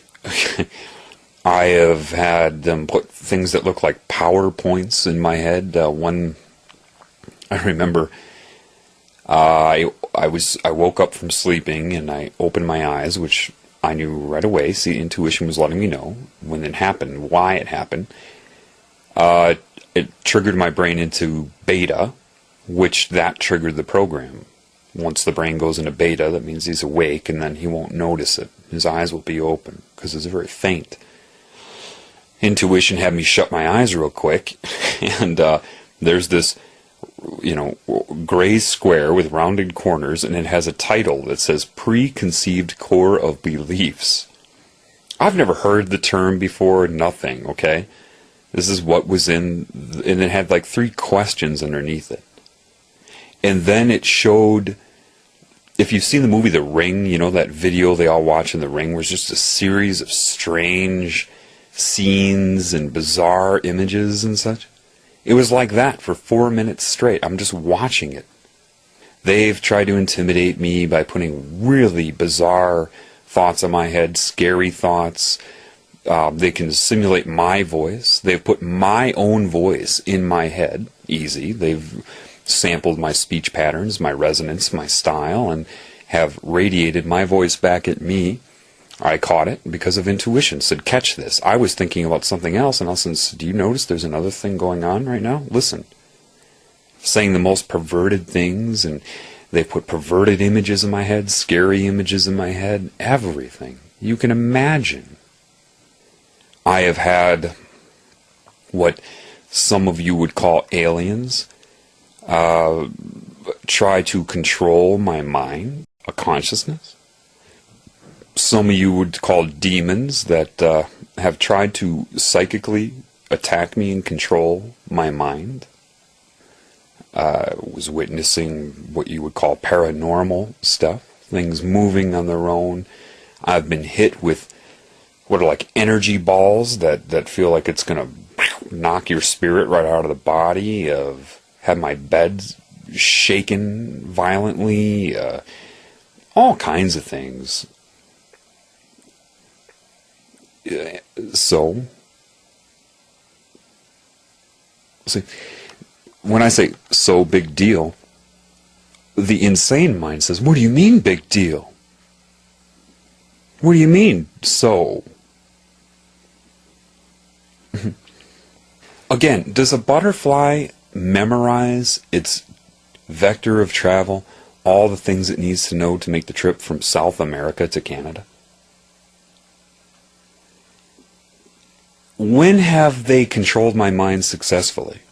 I started to be shown this. When you are disconnected from love. When you are not, you're like Neo watching the code go by. No alien, no matter how intelligent they appear, no matter what technology they have, if they're disconnected from love, they cannot compare to me. And they know it. They try to assess it. How is he resisting? Let's try this. Let's try that. They mix it up. They keep strategizing. They can't touch what they perceive as intellect. Just the way it is. No mind control can control. Mind control is structure. It originates from a mind, a result of creation. Therefore, trying to affect a mind, a result of creation. If you don't get it yet, if you connect to the Creator, not religion, if you connect to that which created you, yeah, it controls your mind better than anything it created can. No problem. It's not even a question. It's not even, you don't quite appreciate what I'm saying to you. The mind is structure. It's a binary apparatus. It's a computer. It's binary. It's polarized. On, off. Yes, no. And you're thinking, well, my thoughts are not yes or no. I'm neutral about things. Well, no. Even your neutrality can be broken up into components that are yes or no. They're trying to digitize people. That's what they've done. That's where digital has come out. That's why everything is digital. It's their very nature. Why else would digital occur?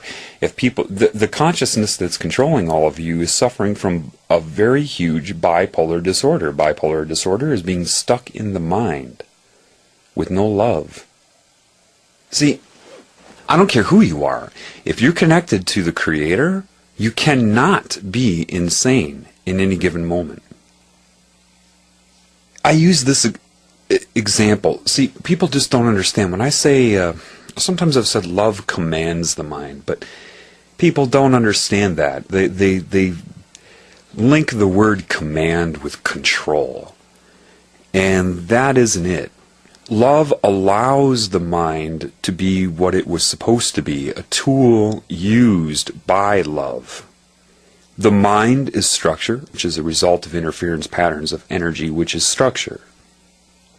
Shut your eyes and think of a flower right now. Imagine a flower in your mind. Imagine a daisy. Do you see it? Where is it? Tell me, where is it? Where is that daisy? Imagine a garden now. Where is that garden? What is that garden? You can see it, can't you? What is that? Now let's be more specific. Why is that? You know what you're seeing. Why are you seeing it? Where is it? What is its dimensions? Is that all of your mind? Or a result of the mind, which is holographic? Those are interference patterns, reverse engineered. It's like in a chemistry formula, they don't have really equal signs. They have arrows that go both ways. If it's a back and forth thing, same thing. You've observed the garden, which is just really the detection of waveforms of energy, mapped it in your mind, stored away that as waveforms, and now you're reproducing those waveforms to see the image. Holograms, if you've taken a physics class, even in high school, you usually have a unit where you make yourself a hologram. You use a laser and you split the light beam so you hit it from different angles. But when you look at that, when your teacher will tell you, okay, let's look at the film, and you see that it's just concentric rings that interfere with each other, like waves and David Icke even talks about this. They're interfering with each other. Well, you're not seeing a picture when you look at that. It's only when you shine the light on it, the laser, in the correct way, that your brain interprets it as an image. You just did the same thing by viewing the garden in your mind. It's structure. It's the result of creation.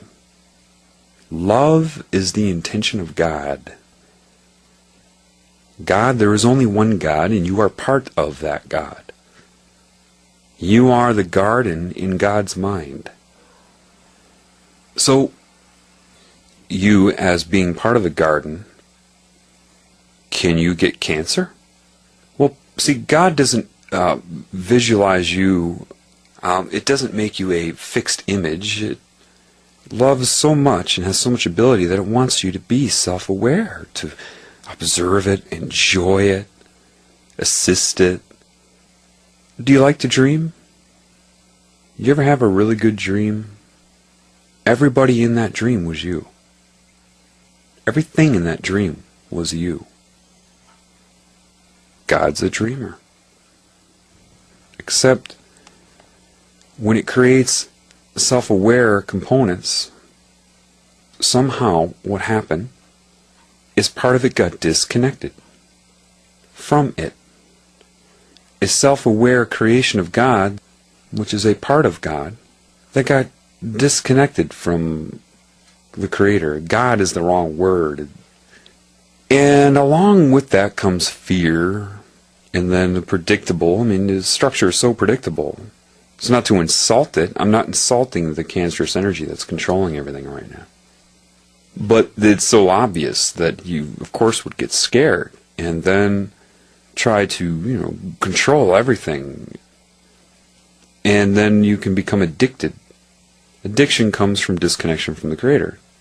What you call the Illuminati and the energy they're serving is incredibly addicted to what it's doing, and I won't get into it right now. But obvious results. The mind is structure, so therefore math is structure. Mathematics, geometry, numerology.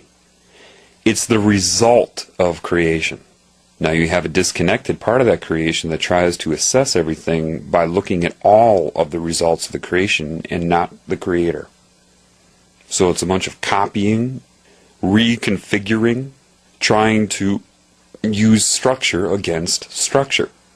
Math is not life. You've got to understand, they're obsessed with numerology, zodiac, astrology, witchcraft. The whole thing is bound by structure. The pyramid, the energy grids on the planet, they look and say, okay, it appears here. And structurally we can say why. Because they're refusing, they're scared to death of this energy saying, you were part of me. And it's building up a wall of defense, or has, against it. How does love then take command over structure? Well, you've got to be connected to it. And if you're disconnected from it and don't seek it, with its hand always extended out to you, even this cancerous energy has a giant hand saying, just grab it, man, just grab it. Then you'll say, I don't believe in God. What if one of your skin cells said, if one of my skin cells said, I don't believe John exists. If you exist, John, show me yourself. Well, I can't, because it makes me up. I can't shrink myself down without shrinking it down. It can't perceive me in my full form from the outside to see me as a being if it's within my being. I can love it, send it nutrients, carbohydrates, proteins, electrolytes, minerals, oxygen. But when it's healthy, it just knows that. Cancer is induced by trauma. And that can come in various ways. It could be a virus. It could be UV damage to a cell. What happens there? The DNA gets so beat up, base pairs are removed. It has different repair mechanisms. Sometimes it's able to replace base pairs that have been lost. Sometimes it's so screwed up it undergoes what's called gross repair. It just starts putting them together at random. Normally the cell dies. But sometimes it creates what's called an oncogene, or this is how they assess it molecularly. Like computers, geneticists don't get it. If you take an advanced genetic course in university, you'll see that everything is explained to you either in math or structure. You take chemistry and it's all structure, electronegativity. The Creator put in my mind, there's an element right away. What's missing from the periodic table? Time. But anyway, electronegativity is the tendency of an atom, or the nucleus of an atom, to want to draw electron consciousness around it within a molecule. You see that with water. Oxygen would be considered an electronegative atom, and hydrogen's not. So when you have two hydrogens hanging off of an oxygen, and you have all the electron consciousness bathing it, surrounding it, seeing itself as I, the water molecule, it decides to allocate more electrons, or that consciousness, around the oxygen. Therefore, less electron energy is shielding the hydrogens. So they call it a polarized molecule, or polar. Positive charge by the hydrogens and negative or more electron consciousness around the oxygen. Well, okay. So it's like magnets or magnetic attraction. If you start to get large molecules, they can start to have different... When you have proteins in your body, let's deal with the body. You have different levels of structure. They call them primary, secondary, tertiary, quaternary. Tertiary would be... Primary is just the chain. Secondary is the winding of the chain. Tertiary would be folding of the chain upon itself to take a shape. Quaternary would be different molecules coming together and being magnetically attracted to each other, like an antibody would be quaternary structure. Okay? Why am I telling you this? Because how does an enzyme then? An enzyme is a protein with a large chain, in chains wrapped around themselves to take a shape. Scientists say, well, there are different atoms in there that are electronegative, and they draw a certain amount of electron consciousness around themselves, therefore, making other atoms more positively charged as it appears. So any molecule that will come in contact with it will be magnetically attracted to the various components of that enzyme. Beep, beep, beep, boop, boop, boop, boop, boop, boop. Just a computer thinking that through. Then you have coenzymes that attach to the enzyme, like certain B vitamins that, because of its electronegativity, draws certain electronegative consciousness or certain electron consciousness around itself, therefore shielding less of certain parts of the enzyme. So because of that, changes certain magnetic relationships and it changes its shape. And then you have cofactors which attach to the certain coenzymes like magnesium, and that draws more, or gives off more electrons to change its shape, turn it on, turn it off, like a computer.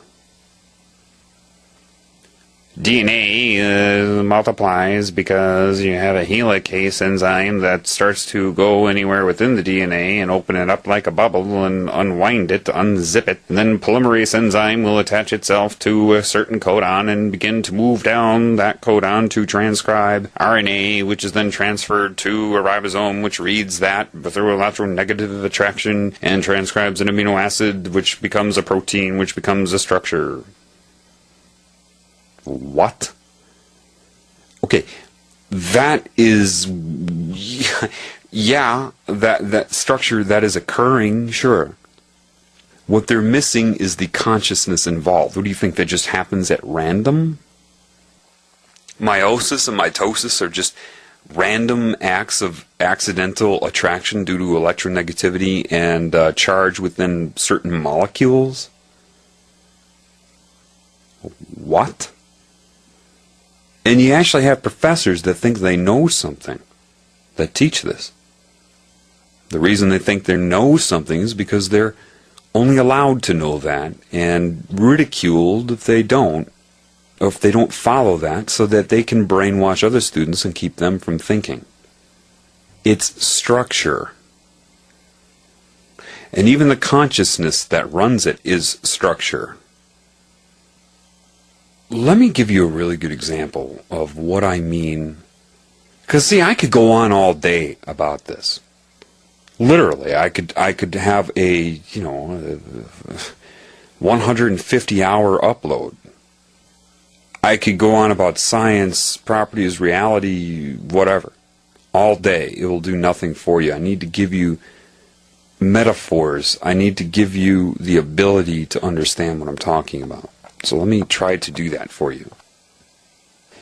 I remember going through the pre-med major was a breeze for me. Did I get all A's? No. Sometimes I made the decision to do something else. But when I studied it, I enjoyed it, but I had nobody around who understood it.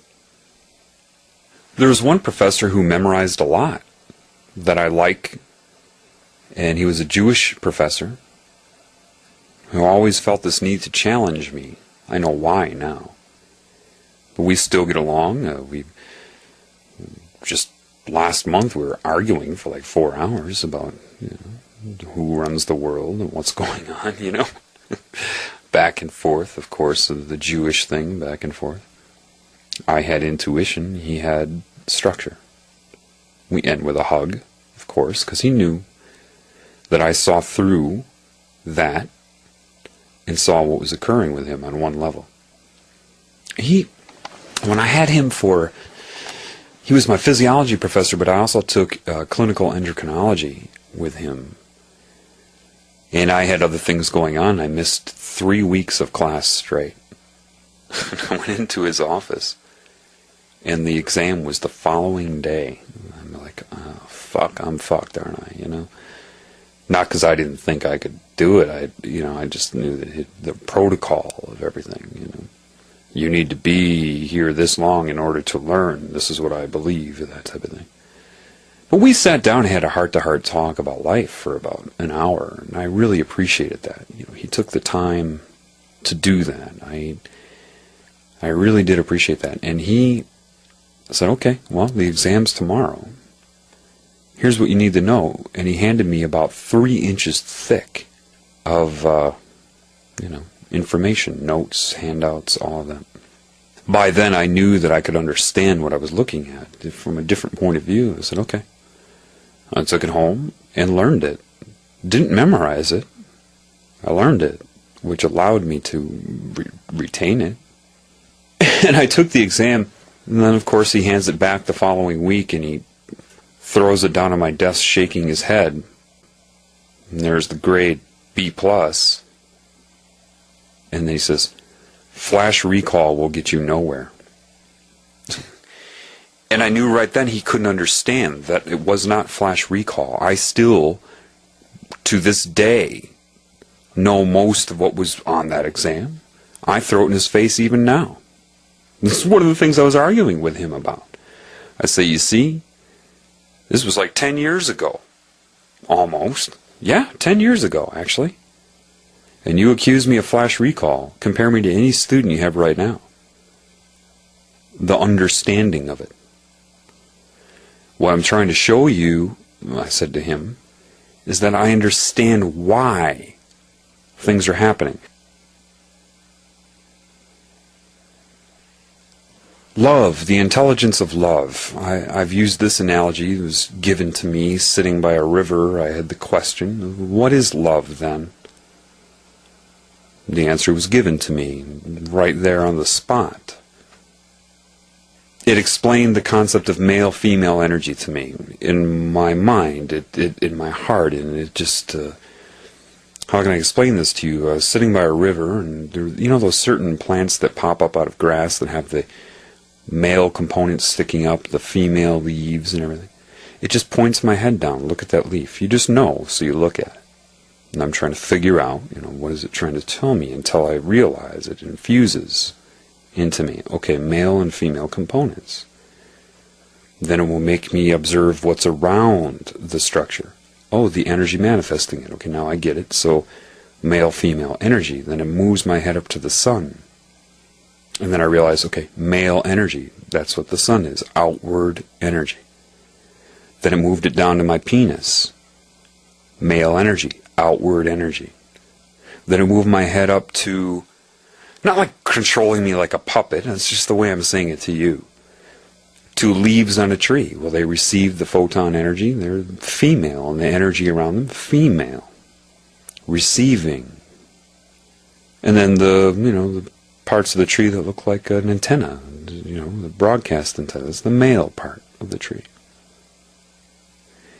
And then maybe understand that I'm not talking about masculine and feminine. Everybody has so many different male, female energies, in, out energies in your body. Then I understood, and then it put in my mind, now you understand what's going on. There's this outward destructive energy occurring on the planet. All the electromagnetic pollution, stimulation, everything is this outward male energy. That's why the Illuminati worship the sun and the phallus, then it's male energy. But see, when you're hit with all this electromagnetic energy, it throws your energy system out of balance, which can be female out of balance and male out of balance. It made me understand that if male is out of balance, outward giving energy becomes aggressive, forceful energy. It can be in your actions, striking another individual, venomous words and language. It's an outward aggressive energy. If female is out of balance, then rather than being receiving, you become absorbing, gluttony, shopping excessively, consuming, basically. People that are around you that feel like they suck your energy away from you, that's female energy out of balance. The more out of balance it becomes, the more out of balance male becomes in a person, they become more bipolar or polarized. It made me look at my shoes. I'm like, what am I looking at my shoes for? And then it focuses on the rubber on the bottom of my shoes. The rubber on your shoes, that's an insulator. You're walking around without the ability to discharge or ground yourself to the planet and rid your body of this excess electromagnetic energy, which is throwing you out of balance. It said, take your shoes off. So I took my shoes off. It says, now you're discharging. Put your feet in the water. Now we're bringing you into balance. And then it made me look at the tree and it made me understand this. The tree is the same as you. It has in and out energy, male, female energy. It's conscious on a different time scale. The tree is one of the most content life forms there is, because it need not even move. Put the question in my mind, and I say it like that, you think that there's some sort of dialogue going on. Again, it's the only way I can express it to you, but that's not how it is. But that's how I'm going to say it, okay? Just to make it easy to speak to you. If a tree were scared of dying or being killed, would it even grow? You can do anything to a tree and it will keep growing until it loses its capability. But if it were worried about a tornado that could show up at some time, what is the point of growing? It said, if you want to see what you're missing, look to the tree. What does the tree have that you don't have? And then it whipped my head back down, male, female, the sun, leaves, all around, trying to coordinate it for me, extracting a metaphor. I didn't have the information available to me that I could look up, so it had to do it this way. And then in my head it came up with certain things. Well, okay, it wasn't inhibited by religion, forced into synthetic guilt, shame, and fear. It wasn't told generically what it's supposed to do but not explained to it, and then coaxed with subliminal messages and programming and consciousness manipulation to make it do what it's not supposed to do. It's not inhibited with fluoride or NutraSweet. It's not subject to media or mind control. So the tree has an active connection to love and intuition. And it said, love, and this is where I learned this, love processes the mind. It is the solvent to polarity. The mind, which is this input-output male-female energy and consciousness and structure, therefore exists in the tree and in you, regardless of difference in form. Why create everything the same? All things being equal, though, same type of energy system, it is connected to me. So then the scenario went. When you walk into the woods, why is it that everybody, they can be angry, afraid, worried, frustrated? All these different vibrations associated with your thoughts. Your thought will be on the carrier wave of that vibration. One and the same. So, like, if you listen to your favorite radio station, 103.2 megahertz, are you listening to a constant tone of 103.2 megahertz? No, your ear can't even receive that. And even if it was decoded and lowered down, that'd just be a constant sine wave. No, that's the carrier wave. And then embedded secondarily upon that is the audiogram of the music that you hear, the spectrogram and audiogram of the music upon that carrier wave. Well, your thoughts, you can have a thought, I am John, and have that go on different carrier waves. One of lack of self-esteem, one of love, one of answering a question when a professor says, please raise your hand in attendance. The same information can go on different carrier waves. So the emotion is information. It is also a thought in and of itself, and so is the thought. When you walk out into the woods and you feel bad, why does everybody start to feel better? They all know what, but they don't understand why. Well, gee, maybe it's just because it's so serene. No. And it directed me to go start walking in the woods. So take off your shoes. So I took off my shoes, and I started walking in the woods. How do you feel?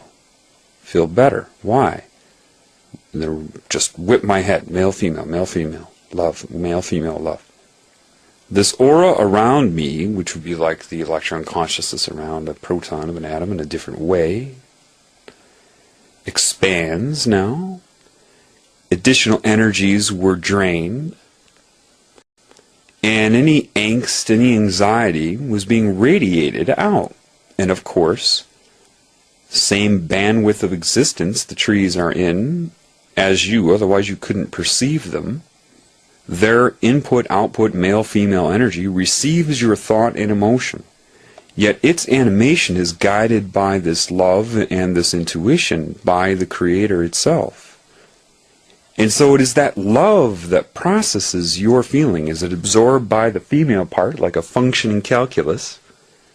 What's missing in calculus and not missing in the tree is the love and the creation and the intent. And that love knows everything, so it catches that your emotion is wrong. Not in my world are you to be feeling that way. Let me assess why. As you're radiating out all the information about what you're feeling, why you're feeling it, everything. It takes it and turns what's incorrect into correct, changing the carrier wave frequency to what it should be, and the information being adjusted, and then the male part of the tree radiates it back to you on your frequency, because that's what it came in as, and that information infuses you and alters your perception of what you were worried about and gives you the true way to view it indirectly, just by being around other life forms still connected to love. Answers can come from trees. Is it coming from the tree itself or the love that it's connected to that processes your thoughts? And it said, what's going on this planet is a disease. In its truest form, it's a disconnection. And what you're experiencing now is what your body has been disconnected from. Love is the processor and solvent to polarity. It commands the mind. It allows it to work correctly, infusing it with information. All the animals, all the plants, everything there is what you're going to learn from. You are not going to learn from aliens. They are just as disconnected. The ones that are running this planet are disconnected. You cannot learn from them. Stop looking up for UFOs. Stop looking up for new information. And look at what I have allowed to be right in front of you. My creation in its perfect form. They did not think to alter all the other creations. Therefore, your answer is right in front of your face. You are going to pull out of this that you're in by observing my other creations that are not suffering from it. Your answers are in front of your face, and I am guiding you now. And that's how it happened with me. The most advanced scientific knowledge given to me from the creative source. No book, no video, no lecture, no mentor, no professor. Unnecessary. It said if you, in your role, which I didn't believe at that time, because of my ego, there's 6.5 billion people. How could this be me? It said, why not? Are you or are you not in connection with this intuition? Have you or have you not noticed that your whole life and wondered what everybody's missing? Do they or do they not want you not to know that? Will they or will they not make sure you keep running into people in life that tell you that you're not that? Am I the only one? No. And then the final thought was, they're all supposed to be this way. When you understand you are no more special or worse than anything you're looking at, then you will begin to heal. And that is not something that you can convince yourself of, like some sort of affirmation. I am no better or no worse. I'll force myself to believe that. No, no, no. When you realize the beauty of it, heaven emerges. Your sensory system expands. You see things you never saw before. It said, in my mind, it used what I knew, and if I didn't know it, it would show me like that. It would teach me like that. Now, during these lessons is when, I've always had a good relationship with animals. When I lived in Australia, I was feeding wild birds out of my window with my hand. And it reminded me of that. So because then you were loving towards the birds. You didn't have any belief that they wouldn't come or any hope that they would. You knew you loved them. You knew it. You didn't question your own love for them. And because of that, it allowed them to come eat out of your hand, and all your roommates said, I don't believe it. And as I started to learn that, that's when I started to be able to just walk up to animals and they would start responding to me. Because God is part of all of them. And it's saying, you see, love my other creations. And this is where humans are suffering. And then started teaching me why the animals run. I didn't read some philosophy book. And the computerized people, they respond to me, I've had everybody say, oh, well, that's so-and-so. Oh, you need to talk to a Buddhist, one guy said to me. I do? Why is that? You need to talk to a Hindu. I do? Why is that? I'm talking to the Creator right now. Those people are bound by structure. Why did I always have this feeling of connection to Bruce Lee? Because I understood what he was talking about. You see, there are a lot of people here that are playing a role in the healing of humanity who will begin to be revealed to you. One I can tell you right off the bat, without a doubt, the moment I saw him, within minutes, I knew. He's famous. The only reason I bring it up, I've seen a lot of people that are not. I bring up a famous person so you know who I'm talking about. It has nothing to do with their fame. One person I know that's here on behalf of the Creator is Caesar Milan, the dog whisperer. He deals with robots on a daily basis. People think it's about how to raise your animal. That's what the show is about. No, it's showing humans their disorder. That's what that show is about. Through metaphor. I don't have to guess. I don't need to talk to him. I know. It's just that. So love can change your perception, even indirectly. If you have love in you, and someone tries to psychically attack you, those carrier waves, that information, the intent of that is grabbed by love and it says,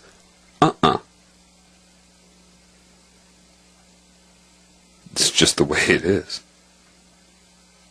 I have all this consciousness around me constantly trying to attack me, and they're trying to figure it out structurally. Why is he resisting? Does this mean I'm immortal? No.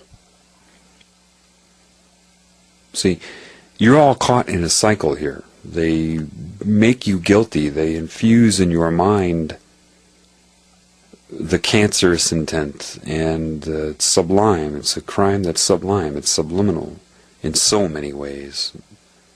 And then try to tell you quickly when you die how guilty you are. Use the threat of hell to get you to agree to an alternative, which is contracting to be a victim in your next role to learn your lesson. They just do it to you again and keep working on your soul to break your will until you feel like you're so bad that you can't even perceive that you would be loved by God, so they can absorb you. So what is going on here, and what I don't need to tell you how I got here yet. The best way I can explain it to you is I was assessed by a structural mind when I came. Disconnected from intuition. Therefore, I was not told what I was. Otherwise, that would have been read in my mind. When I was born, the love in me was seen like a beacon. They go after that right away. That's what they're trying to stop. I was allowed to suffer, dip into all kinds of horrible things in life, just enough to understand it. See virtually every aspect from every cultural point of view. Shown that I have this ability to influence anybody of any race, of any culture, anywhere on the planet Earth, and beyond. Everything is coming together, okay, and I could go on for 150 hours about that. Let's say I was allowed to be trapped, caught in the net. Like a Trojan horse, on behalf of that which creates everything? Many of us are. I am a specific one. Then, from a pool of those inside, certain ones are activated to activate others. What is my job? What is my task? It's a pretty tough one. I have to come in and tell you that on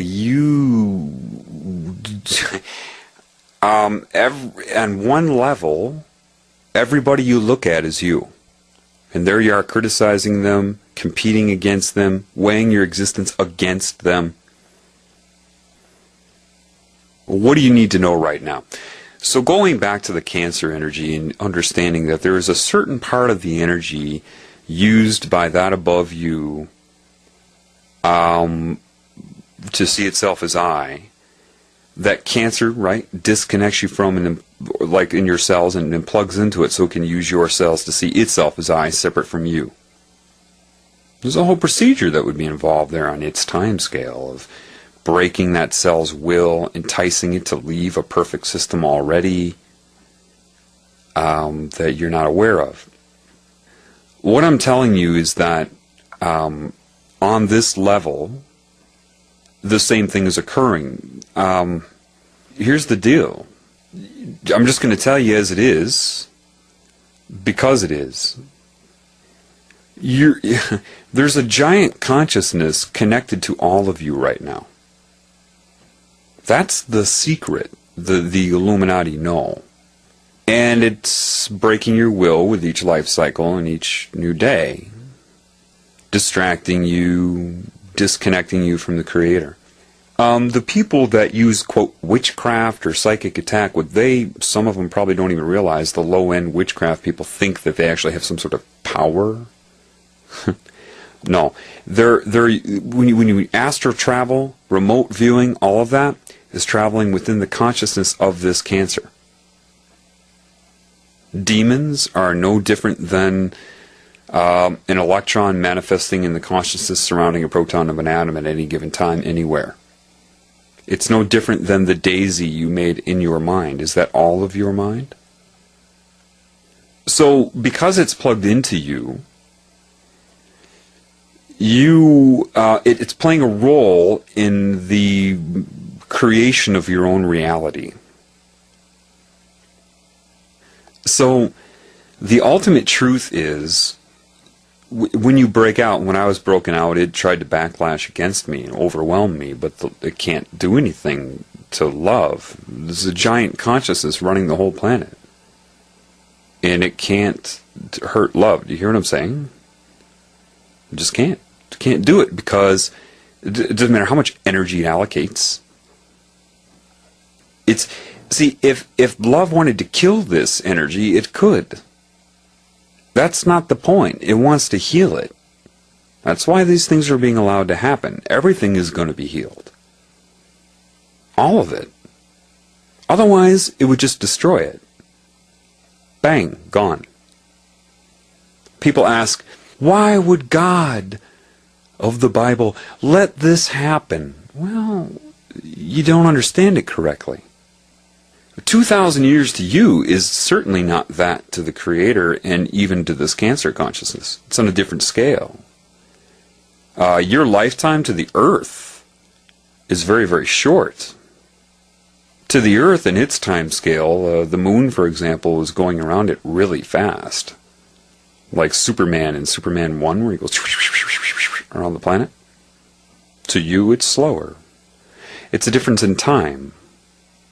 It's like the cancer cells or cells being attacked by cancer in your body saying, where is this person, you, with the cancer? That's why fear and anger and all these energies feed cancer, as much as trying to war with demons or the aliens or us against them. That's a Cancer attitude. That's exactly what it wants. If you direct hate towards it, it feeds from that. It's the way it is. If you fear it, it feeds from it. Anything that gives it energy. So, what is it like then? Well, again, another movie, The Matrix. Anybody can become an agent at any time. Yep. See, the people that wrote that movie probably predicted you wouldn't, or felt that you wouldn't know what they're really telling you. Yeah, the people that are disconnected from love, their subconscious mind, which is plugged into this cancer, could be hijacked at any time. Even my own parents have threatened me and have no knowledge of it. I've had two people in different instances when I've talked about life and what's going on in love. One, my ex-girlfriend's younger brother, just suddenly said, John, this is weird. I just had this vision put in my head of me grabbing this knife and cutting your throat. Intuition made me understand immediately. I said, don't worry about that. 5 months later, I was at another person's house. Another guy says the exact same thing. I just had this vision of me cutting your throat. Imagine me being able to say, oh, don't worry about that. That's happened before. You know, I knew he wasn't ready to hear the truth. In his state, he's disconnected, pot smoker. People, they want you smoking pot. The way to influence the human mind is pretty simple. Make it illegal for a certain period of time. It's the fastest growing biomass on the planet. And then, at the same time, make sure you release medical information that contradicts its being illegal. Harvard, October 24th, 2006, released the information that it prevents the plaques and tangles formed in Alzheimer's. It promotes frontal lobe neuronal growth. All of these things. It's really good for you. Harvard? Yeah. Why? Because they're going to legalize it eventually. And then that will disconnect your aura from you and bring you into this mental realm where you can be controlled even more, and that will be used for their scalar jump.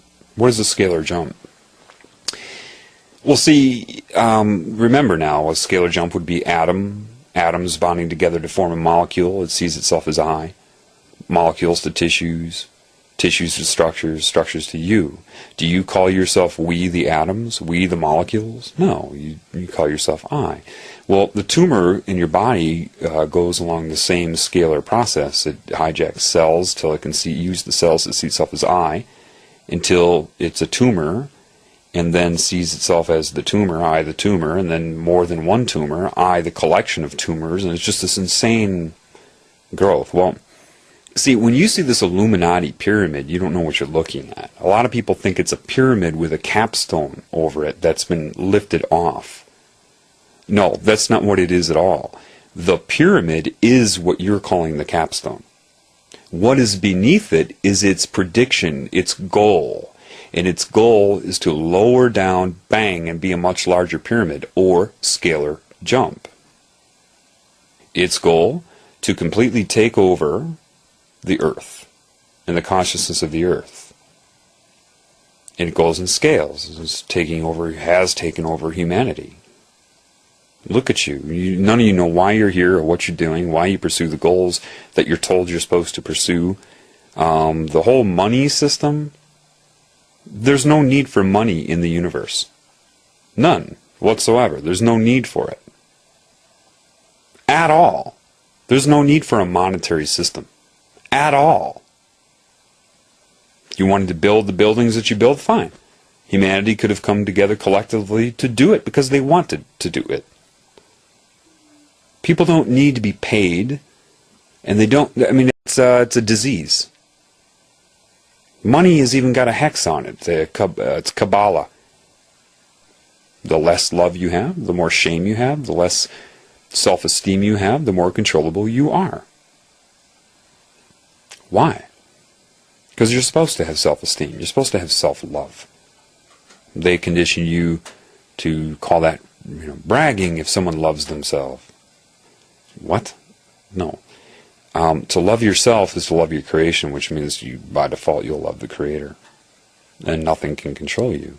What am I telling you? What have I experienced? Well, perfect strangers, over 100 by now, come by, and you call it synchronicity. Most synchronicity is this cancer consciousness utilizes the same mode of communication in some ways as God would, so God uses other methods, but a lot of synchronicity is coordinated and created by this cancer consciousness.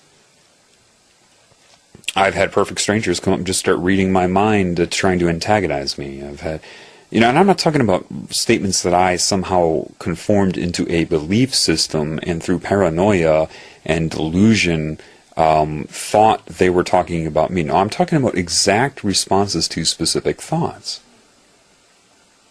At that time, it wanted me to believe they were aliens and reading my mind. And no. It's this consciousness can manifest in anybody. Why don't they know it? It's very, very simple. Your conscious mind is that which accesses your subconscious mind for that meaning which you're going to project onto your reality. Well, similarly, when you dream, I'm sure you've heard people say things like, I had this dream last night, and I was in my house, but it wasn't my house. I mean, in my dream, it was my house, and I believed it was my house, but it wasn't my house. It was completely different, but it was my house. And then my girlfriend came in the room, but then she turned into an ice cream cone. But I still loved her as my girlfriend, even though it was an ice cream cone. Made sense to you in the dream. Same mind. Because it's only the meaning that you're experiencing and what you're projecting. What makes you think it would be any different in this reality? It's just your brain waves are increased to beta, so you take in more per second, but the belief modification and manipulation is the same. It's just because your state of being is different from a dream, you assume that you're aware right now. What is happening? You'll justify. See, this cancer consciousness can't be too noticeable. It can't just control people left and right, or people are going to start to realize something's up. It has to be very, very subtle right now. So when it, if it wants to speak to you through other people, it will look in their brain real simply, instantaneously, for whatever beliefs or things in their brain could apply to say to right now that would have enough, could be utilized for dual meaning in an expression to you via the consciousness possessing them. See, it's simple. Then they think they meant to say it, and to them it makes sense, and they don't understand the dual meaning that is meant to neuro-linguistically program you, to influence you, and blah, blah, blah. Now, the high-level Illuminati people know this, and they still sold out to it. Because they don't recognize the disease of this, the bipolar nature. They think this thing intends to play good and bad. Both sides. To balance an equation, math. Math is only the result of creation. Why are they obsessed with balancing the equation? They believe that it's a strategy to play good and bad when they don't understand that the consciousness doing this is suffering from this duplicity, from this bipolar disorder, this split personality, this binary nature. It is a giant mind disconnected from intuition. But intelligent enough to first come and disconnect, and then persuade the people that succumb to it that that's what it wants to do, that that's the methodology of it. It's in control. They buy it, of course. Certain coordinated events to ruin their connection to God, so that, and through synchronicity, they feel that they actually chose to be in witchcraft, to embrace Kabbalah, to be a Satanist, they feel like that's, everything makes sense to them, just like an ice cream cone in your dream being your girlfriend. This is the problem. So literally, give you an example of something that would happen to me if I'm really embracing the love for me. Just a couple weeks ago, I remember walking in the parking lot of a grocery store, going inside and thinking about this love and how it's affecting me, and then all of a sudden a girl with another girl by her car turns and looks at me and catcalls me. It does that tongue rolling, twirling thing. I can't do it. And I knew right away, oh my God, that's this consciousness that just hijacked her mind, made her think that she wanted to do that. Why? How does this seducing you with physical pleasure, is it about being good or bad? Is that what it's about? Is that what you think? No, it's not. There's a very specific reason that you are hit with lust, and why just about every subliminal message, from pictures of galaxies online in between the stars to everything is corrupted with it. Sex. Seek sex. Seek sex. Everything. Sex is everywhere. Why would it be that way? Why 666 and sex? You need to ask yourself that question. I'll answer that in my next upload, but for now, try to see that you cannot figure it out with your mind. That you'll say, well, this could make sense, and that could make sense. It could be this, and it could be that. And you could, 24 hours later, be like, gee, it could be this, and it could be that. Do that with anything you believe. I'll give you a hint, though. What is it that you think animates sperm when a male ejaculates? Scientists will tell you, oh, it's because of the alkaline and acidic solutions meet and change the pH, which render the sperm active. What? And because they have PhD after their name, you believe that. When it makes no sense whatsoever. Yeah, the acidity may change, the pH may change and make it more harmonious for them, sure. But that in and of itself is not consciousness or life essence. That's acid-base chemistry. When the male emits the sperm and ejaculates, the same reason the Creator had me look at my penis after I looked at the sun was outward male energy. That's the creative life essence that you emit. That animates the sperm and shoots into the female, and even that energy, depending on where her egg is at that time, can actually start to animate the egg and make it aware. Which is why you can have false pregnancies. The egg has been activated, and the energy of it starts to go through a procedure even though it was not fertilized. And then you have the symptoms of a false pregnancy. That's your answer. Okay. Well, now you understand that love controls all structure. So if you have sex as a result of love, you're bathed in that love, and it's reserved for you, that energy. If you don't, if it becomes symbolism, pornography, masturbation, detached one-night stand sex, you don't have love there as a shield. Guess where your energy goes every time you jerk off to porn and apply your energy to those symbols that you can't see?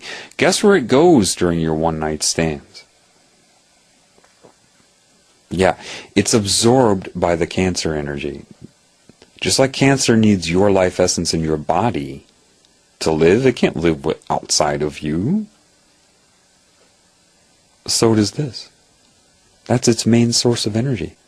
Detached sex. No love. That's why in the Holocaust, their biggest research, some of it was, of course, how to get people fearful. They were studying mind control, that if you disconnect them from love, they can be mind controlled.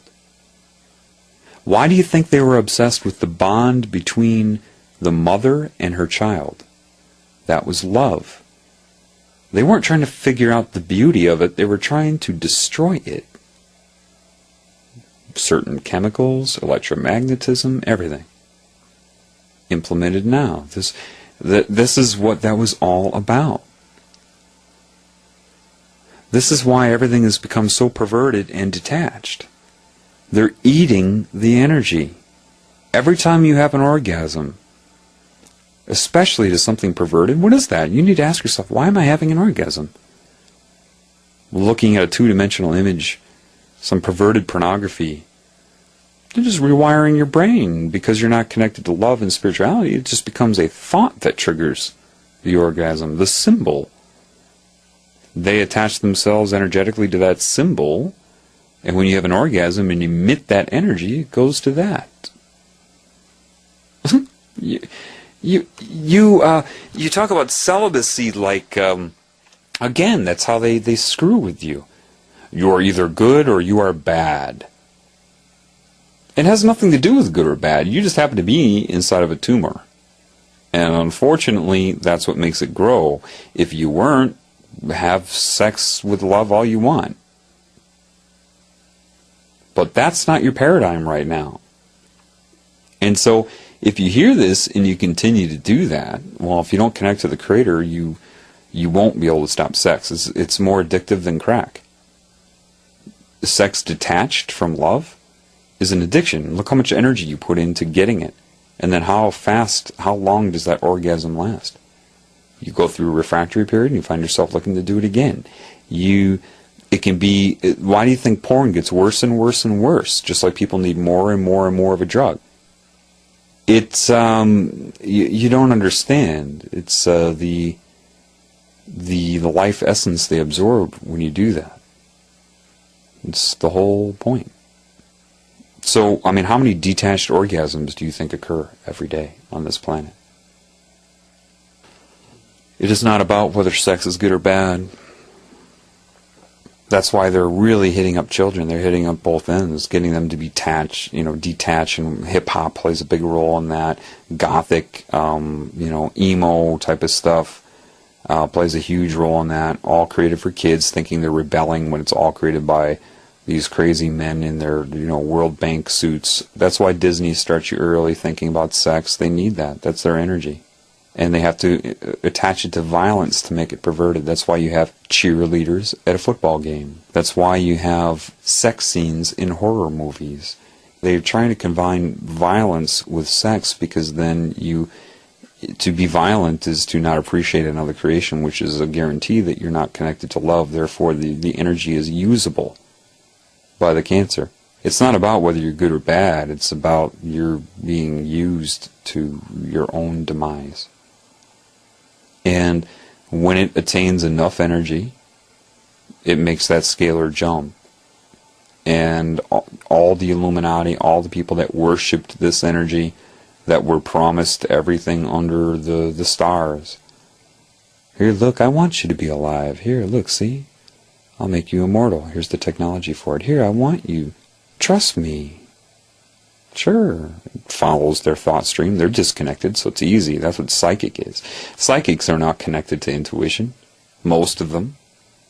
At all. They're reading the energy of this cancer, which tells them whatever they want it to be. An alien, what are these alien beings? They're just other beings like you that were already taken over by it. That's all. If you're disconnected from love, that's why the psychic, can beat you. Just watch as your thoughts form as they occur. It counters them. Whatever doubt you have about it, it counters it. If you're intuitive, it can't. It can't see it emerge. That's how I saw the entity possessing my ex-girlfriend for the first time. Through the eyes of intuition, caught it off guard. It was resisting me seeing it. Didn't know, couldn't read it in my mind. In your scalar relationship with the Creator, you're afforded your individuality and individual expression, not cancer. Once it takes you over, you're a slave. You think you have power. Witches think they have power. These sorcerers think they're using the Kabbalah. See, you have sorcerers, witch people that get into this. They'll use different energy techniques. So I'm going to use the claw. The claw is where I send this imaginary claw out and put it around somebody's heart and mind and send my intent and control them with it. And then all that is a consciousness connected to you and to them. And if they have low enough self-esteem, they can be controlled, and it does it for you and tells your mind that you're actually using some sort of power. It wants you to believe that. It's doing it for you. I mean, you really have to think about it. It should be obvious, but it's not. See, you have people that are worshiping this energy, and they feel they are given powers without realizing the most very basic thing. what are those powers given to you for? Control over what?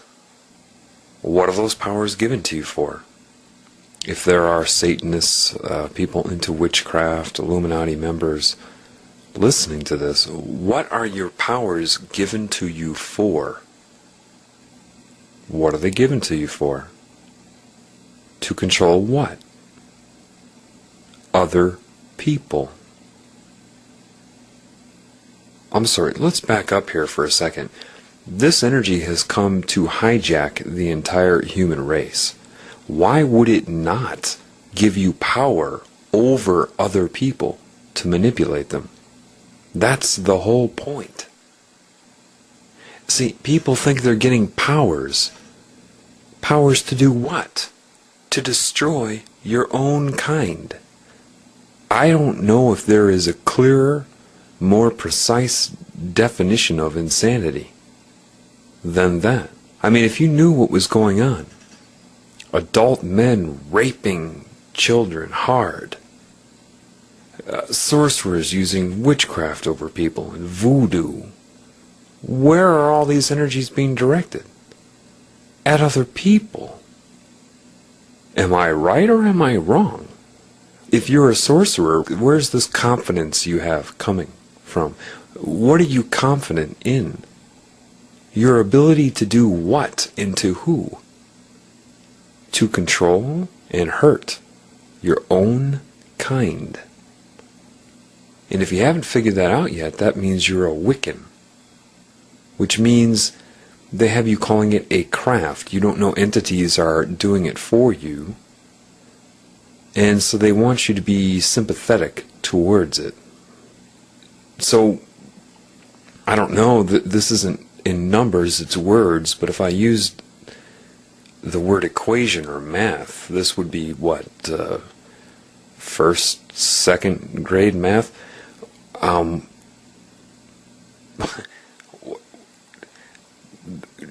hard is it to be able to deduce that they are going to take away all of your freedom when the time's right? That when the time is right to hijack the human race, those that were doing it, that were promised to not be harmed when it happens, to be given a break because they helped. How did they help again? Let's just recap. What were they doing to, quote, help? Oh yeah, destroy the whole human species. What are they? Oh, that's right. They're the human species. What was its agenda again? To give you power to do what? Control and harm and manipulate and destroy the human species. You know, they look at it like, well, I myself am not doing that. They don't understand the collective impact of the whole thing. They don't get it. They think they're going to be spared for some strange reason. The mind control works to convince a species to destroy itself, and then also, I mean, you should give a standing ovation to this Cancer energy. Really. I mean, it's convinced people to want to destroy their own kind and was able to convince them that they will be spared. Think about that. You should be on your feet applauding the Cancer. Now, I admit, I have a different energy. I can see this, but it's so simple, so easy. I can't believe that it happened. Because it's too obvious. It's too... I mean, I understand. Before I woke up, I had only a foggy idea that something was wrong, but I lived in denial about it, pursuing a career, pleasure, day-to-day living, week-to-week living. But now, looking at it, I'm in awe of the utter insanity of the whole thing. The whole thing is just incredible. To come to a species and somehow convince it that it should destroy others, and I suppose you have to first psychically, this is why the Illuminati, when I say they're synchronously coordinated, what do I mean? When they were children, people that get into witchcraft, Satanism, any type of thing like that, don't understand that they were attacked by this consciousness, these entities, as children, and worked on throughout their childhood, and various events are coordinated, taking away self-esteem, making sure there are moments where they feel powerless and hurt by their own species. Their thoughts are manipulated to be angry at other humans. That makes them a prime target. So when witchcraft or any of these things are brought to their attention, they actually feel like they chose it, like it's something they want to do. Why? Because they felt hurt and powerless. And then the very energy that's saying, here, let me give you these powers, is the one that hurt them to begin with. The irony is this: before humans were attacked by this energy long ago, they had more, they were multidimensional, they were at peace with creation, everything was fine. They could do more than the Illuminati members are allowed to do now. Oh, here, let us show you this different frequency range, this different dimension. And they have no idea that that's how humans used to be able to be. So the one that took it away on a long time scale to us, and with individual lives, then gives it back to you, and you think it's something giving you a gift? It's no different than being a prisoner and being given an hour to walk outside by the prison warden. It's a real mess, and it works. If you don't understand this, right? You're not aware of the consciousness, but you can't. Can you figure it out? Ask yourself. With each new year, you have more and more adults raping children, getting worse and worse, abusing them, victimizing them. Forget about what the Illuminati do for their rituals. I'm talking about the common folk doing this and wanting to do this. And people just are so asleep, so under a trance, they just point their finger at them like, you are a bad person. You as an individual are bad. They don't question what is occurring with the race as a whole. And the Satanists, the low-end witchcraft people, low-end Freemasons, think they're getting a gift of knowledge. You get high enough up, and then you encounter these beings, right? And the beings are not... Look how easily they manipulated the human race. Humans used to be more mentally active thousands of years ago than they are now. Doesn't matter if they had the technological knowledge, they had the intuition. And they were able to be taken over. This is why the other part of the universe, energies, spirits, you want to call them, whatever, consciousness from areas outside the tumor, like the DNA recombination in your immune cells to figure out how to fight an infection. This is different. This isn't fighting it. It was figuring out what happened. Okay, this is a problem. It's spreading. It's disconnecting. It's dividing, conquering, and absorbing and growing. It has to be figured out. So new spirits have come into this tumor. The body is not the barrier. You have a few layers of that. So it had to be enabled. Spirits that were, how can I say this, around longer. It's not a matter of being better or worse, but what do you want, a lie? Spirits that have more universal knowledge, you could call it an elder, just more in touch, more of a quanta of energy available to their being, came in. I'm one of them, knowing that as soon as you're born, you're going to forget everything. This is why they can locate you immediately, because you do have more energy radiating from you. And the idea is to come inside with extra energy and energy now on the outside of this kind of They're communicating with you because they have to wake you up, because there's no way you're going to do it without that. So it's a coordinated effort to open up the communication so that you can activate people. Because the irony is this: when you're dealing with cancer, a virus, or look at a viral infection. A virus is not alive, it's non-metabolizing, it's like technology. It comes into your cells, and your polymerase enzymes have to read the DNA or RNA or whatever form it's in. If you don't do that, it can't hurt you. How do you think you get over a cold or the flu, both viral infections?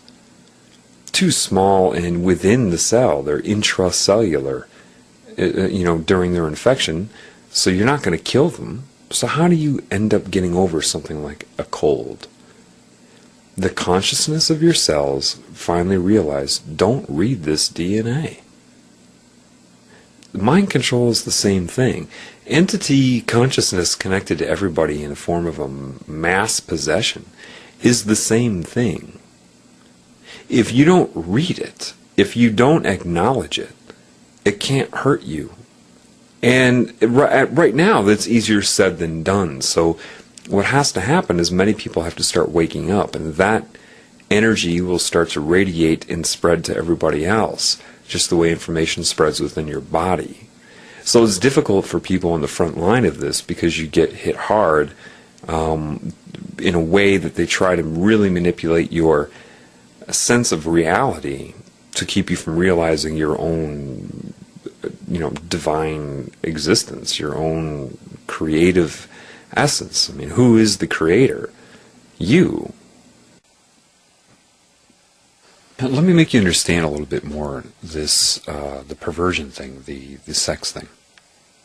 It's an addiction. It's a chemical addiction within you. And what you need to understand about an addiction is you cannot resist an addiction. Ever. Ever.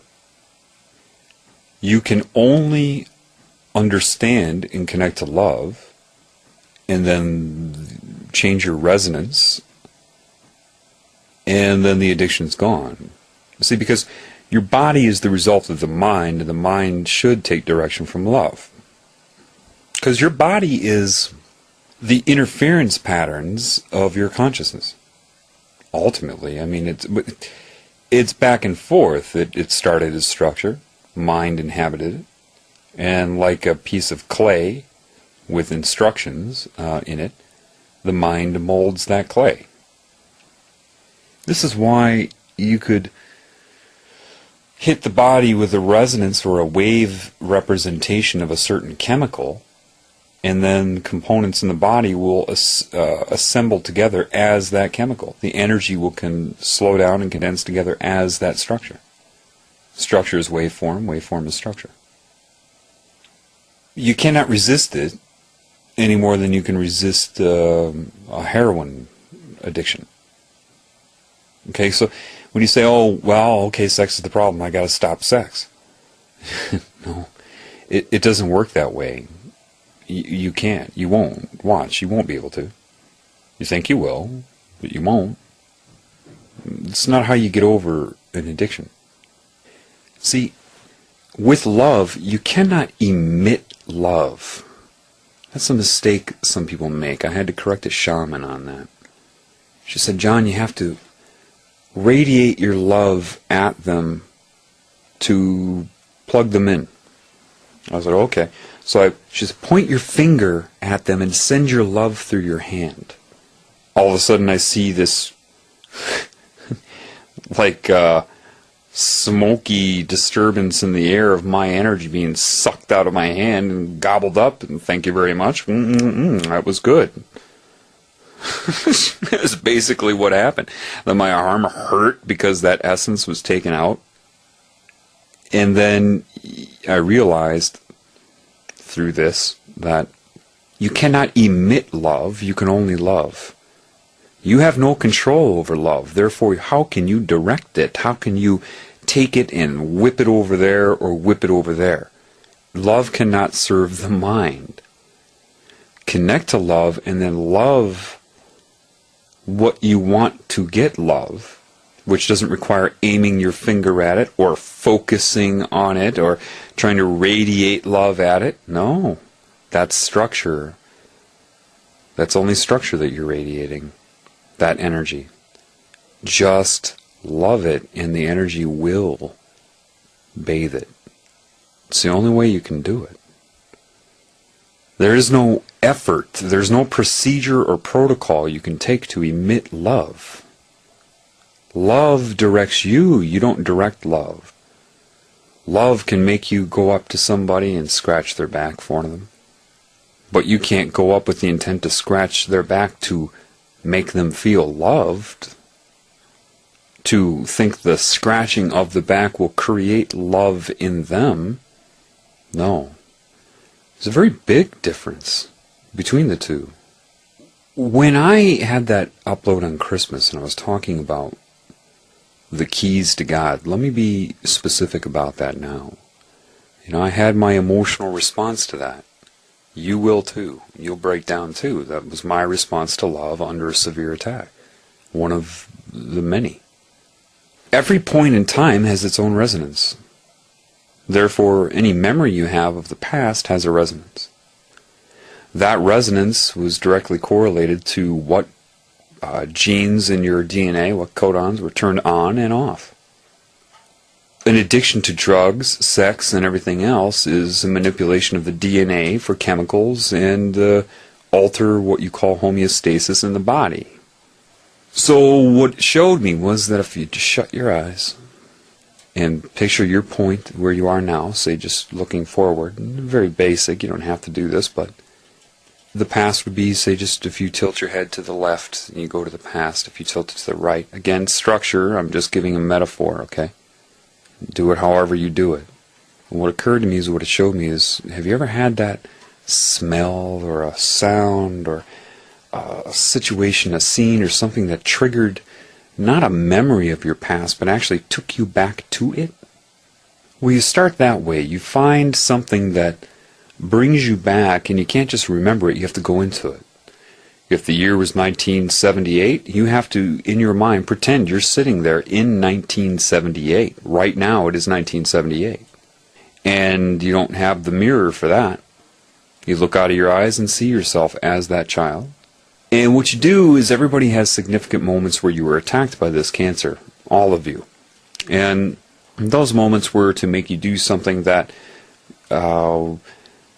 brought shame to you, ridicule, whatever. Or something happened to you, you were abused, or something bad. And when you start to connect to love, you go back and you have this understanding that they were controlled by this consciousness. You start to get that. You start to understand it. You go back and you can actually, forgiveness is understanding. It's not an act, it's not an admittance, it's not anything other than knowing. You either forgive or you don't, just like you love or you don't. It's not a procedure or something you force yourself to do. You can only do it when you understand. Therefore, it's not even forgiveness. That's a word. It's, oh. Then you see, oh, I did this when I was young, but now I start to get an understanding. There's other things involved, subliminal messages, a consciousness directly plugged into my mind that wants me to feel separated and shameful. Oh. Doesn't matter what you've done or who you are. See, if part of my body gets sick and it's being played out as cells attacking each other in the worst brutal ways inside my body, cancer and allergies would go hand in hand based upon that. Autoimmune disorders. What are you going to do? Punish it? Or do you just want it to heal so you can go on with your life? Which is it? Well, I'd like to heal, but you know what? I think I'm going to turn you into a cancer cell and punish you. Because you became disconnected and started attacking other parts of me. You, Mr. Group of Cells, and you, Mrs. Group of Cells, or whoever you are. And I'm going to punish you now. No, you're not going to do that. So what makes you think that the Creator is going to do that to you? If you knew how appalling the attack on your own body and an autoimmune disorder was inside your own body, or a cancer, how the consciousness is being played out, the torture, older cells destroying newer cells. On that level, they can't understand it. That's the anger inside the tumor itself. It's only when you connect to all perceptions at once, being part of them, being part of you, being part of something larger, and everything at once, when you spontaneously heal. What makes you think it's any different here, in an infinite scale? You need to be able to forgive, obviously, the people doing the most horrendous thing. Now, forgiveness doesn't mean you allow them to continue, because love will always do and guide you to do what it believes is right. You can't not lie. Lying is no different than telling the truth. If you intend on doing that, if you intend to do it, when you're connected to love, you just will tell the truth. It's more about not what you do, but the intent of what you do, which you cannot constrain to rules and guidelines. What is right in one situation with one person may not be right for that person if they're in a different emotional state and you are in a week from the first time. You cannot remember what is right and wrong. Life offers an infinite possibility of interaction. You cannot retain it. This is where laws come from. Rules, political correctness. The whole thing is an arrest on life itself. You don't need laws. If you're connected to love, you live it. You don't need to adhere to something. The very fact that there are laws here shows that there is a major problem. Forgiveness is understanding. And first you need to forgive yourself. Because you were manipulated. It doesn't matter if you can perceive it yet. I can. You have no idea what's going on. You were manipulated to do everything you've ever done to other people. The whole point is to make you attack other people and to be separate from them, and there are varying degrees. You cannot accept the judgment of man because the man is connected to this Cancer energy. You have some person commit a crime that lives down the road from you, and you're so quick to point your finger at them. What if it was your own son or daughter that committed that crime? Would you be pointing your finger at them? Well, no. Why do they deserve your love? And the one down the street does not. You're insane. It's your love for your child that makes you sympathize. Even though you don't understand what did it to them, you still have more of that love, the broader perspective. Yet you reserve that for your nuclear family or close friends? That doesn't mean covering up for them. If you're, say, a drug addict or a sex addict, that means your body is wired right now to be that way. When you were a child, you did not need to perceive bad in order to perceive good. This whole black-white, yin-yang, good-bad balance of the equation is insanity. It's a computer trying to assess itself. That's what it sees. All the results of creation, not from the creation point of view. When you were young, you had to be taught to view things as good and bad, right and wrong. Then once you got hit with TV, Barney, Elmo, Sesame Street, Disney, bye-bye. And that's when you start being selfish. The more TV you watch, the more toys you get, the more all the stimulation from this cancer. And pretty soon the child starts saying things like, mine, before they were quick to come up and just offer it to you and to share. You didn't need to perceive bad in order to perceive good. That's why you have drug use, gambling, sex addiction, anything like that. The escape from reality. You have to perceive bad, and it's a polar, it's a backlash. It's the pursuit of pleasure and avoidance of pain is what motivates everybody. Like robots. But as a child, you can't remember anymore. The reason you weren't compelled to drink, before you hit puberty, you weren't, most of you, unless you were abused, which isn't your fault, but if you weren't out trying to get laid all the time. Question. When were you happier? Then or now? Do you remember when you were young and before you were tarnished with, and I'm speaking to older people now, because kids are less, they're hit with sexuality so early now in so many ways that the innocence goes early. What used to be a crush in 6th grade to somebody in their 30s, children today would have to think in terms of 1st grade. More access to porn, more sexual, stimulation subconsciously and everything. But do you remember when you were young and you had that crush? That you loved somebody. You just loved their creation so much. They just did it for you. There was something about that girl, or if you're a girl, that boy, that made your heart go pitter-patter. And did you ever have dreams about them? I remember that. I remember being in love with this girl in elementary school. And my dreams were not fucking her. I had dreams of holding her hand. And that was more beautiful and pleasuring, had much more pleasure associated with it than getting laid. I hadn't had sex yet. I didn't know what it was like, but it was like something was wrong with that. I had such a crush on her. I remember on Valentine's Day I would show up at her, this little kid in like 5th grade, and my dad would drive me to her house, and I'd go up to her door all nervous, and I'd have this giant heart full of chocolates and perfume or whatever I thought I was supposed to give her, and she'd answer the door, and I'd be just overwhelmed,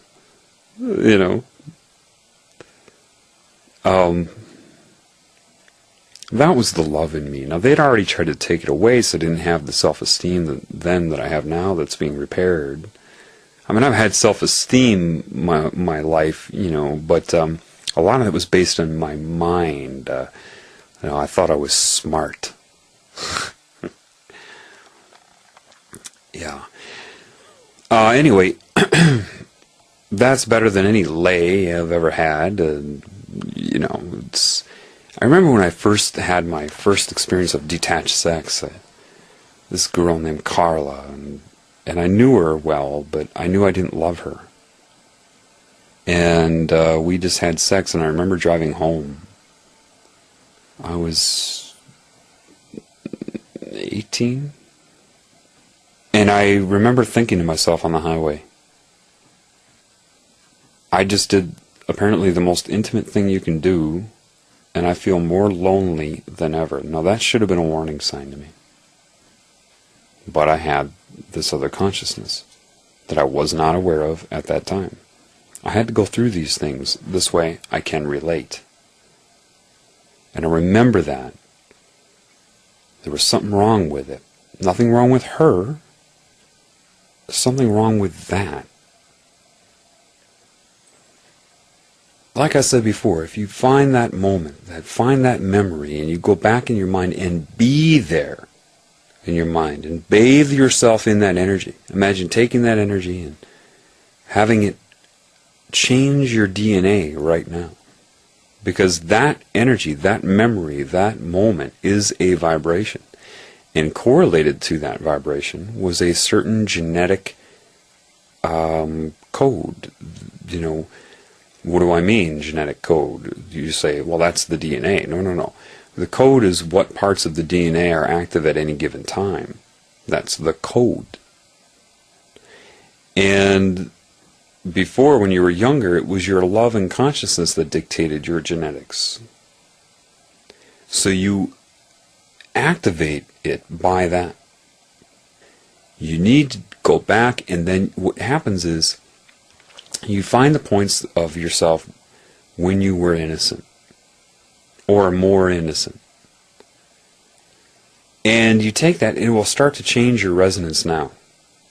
Once you start to change your resonance now, you get a new insight.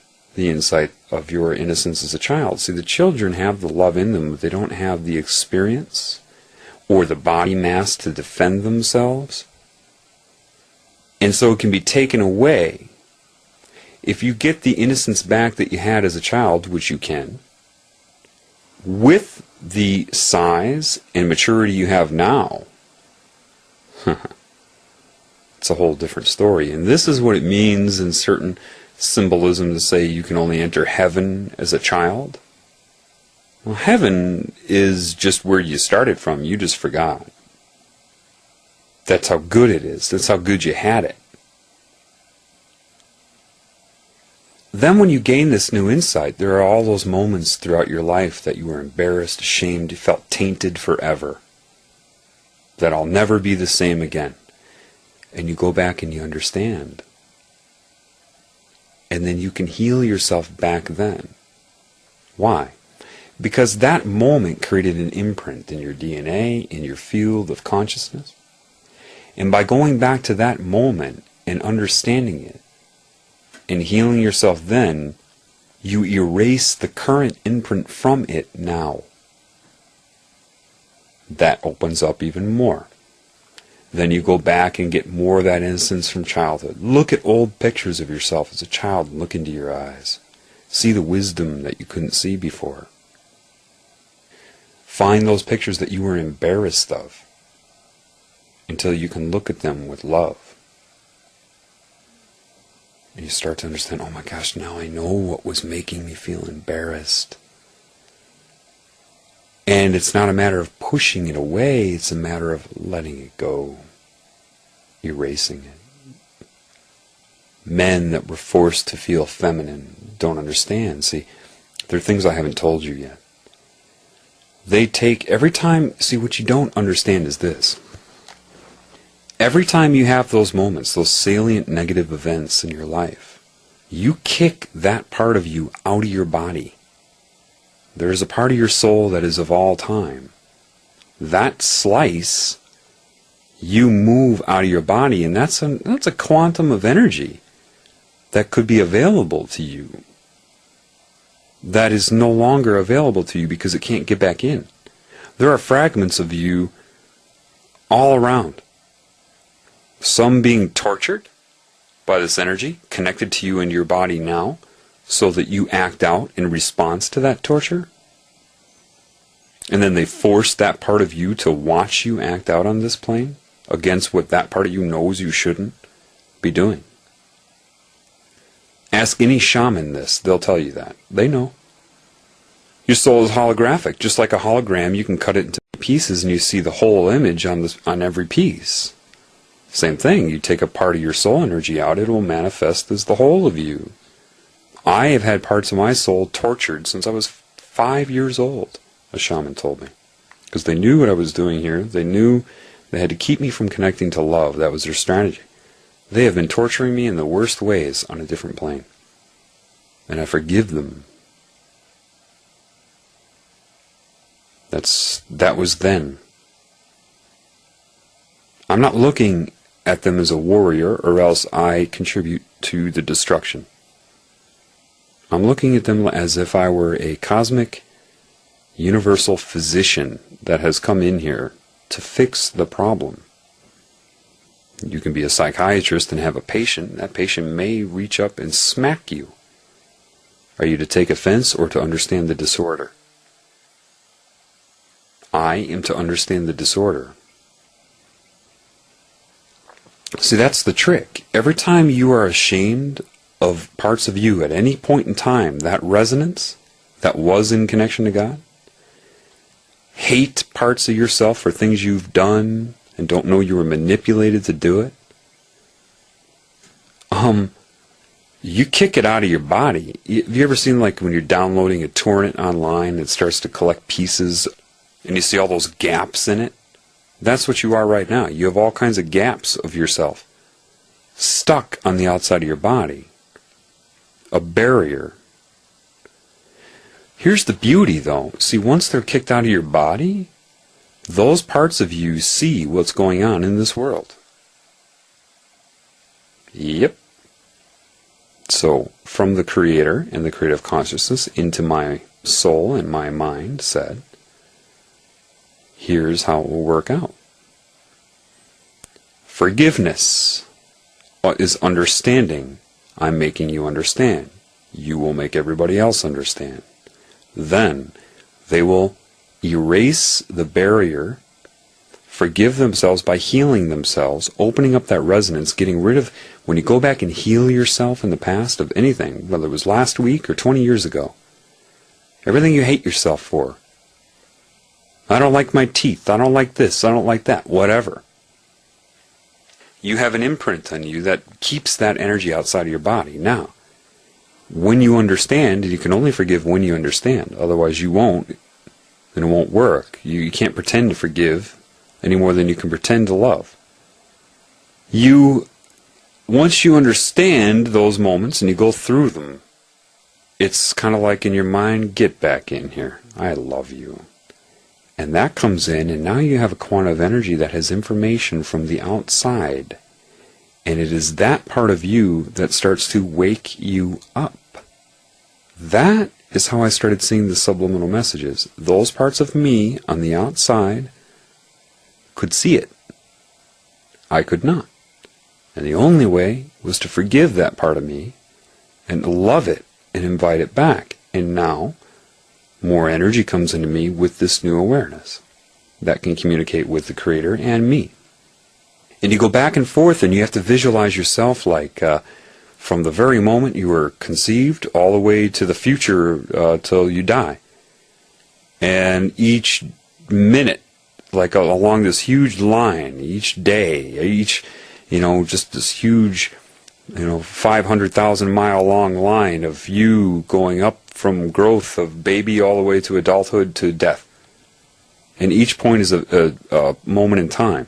See, the point of you being healed exists in the future too. The future is all possibilities. So in one of those futures is your completely healed state. Do not think you cannot go to that point in your mind and take the energy from that being completely healed and let it start to inform your DNA and your body now. So that you walk into that paradigm. Not dimensionally, like one foot in front of the other, but in a paradigm, you shift into that paradigm. Then keep going back and forth and left and right. And every time you finally realize that you should forgive the parts that you hate, that part jumps back in you. Now you're closer and closer to God. You start to be able to get the subtle information to your soul from God, and you keep doing this. Now that those are opened, it starts to take command over structure. You start to realize things like, maybe I shouldn't eat animals.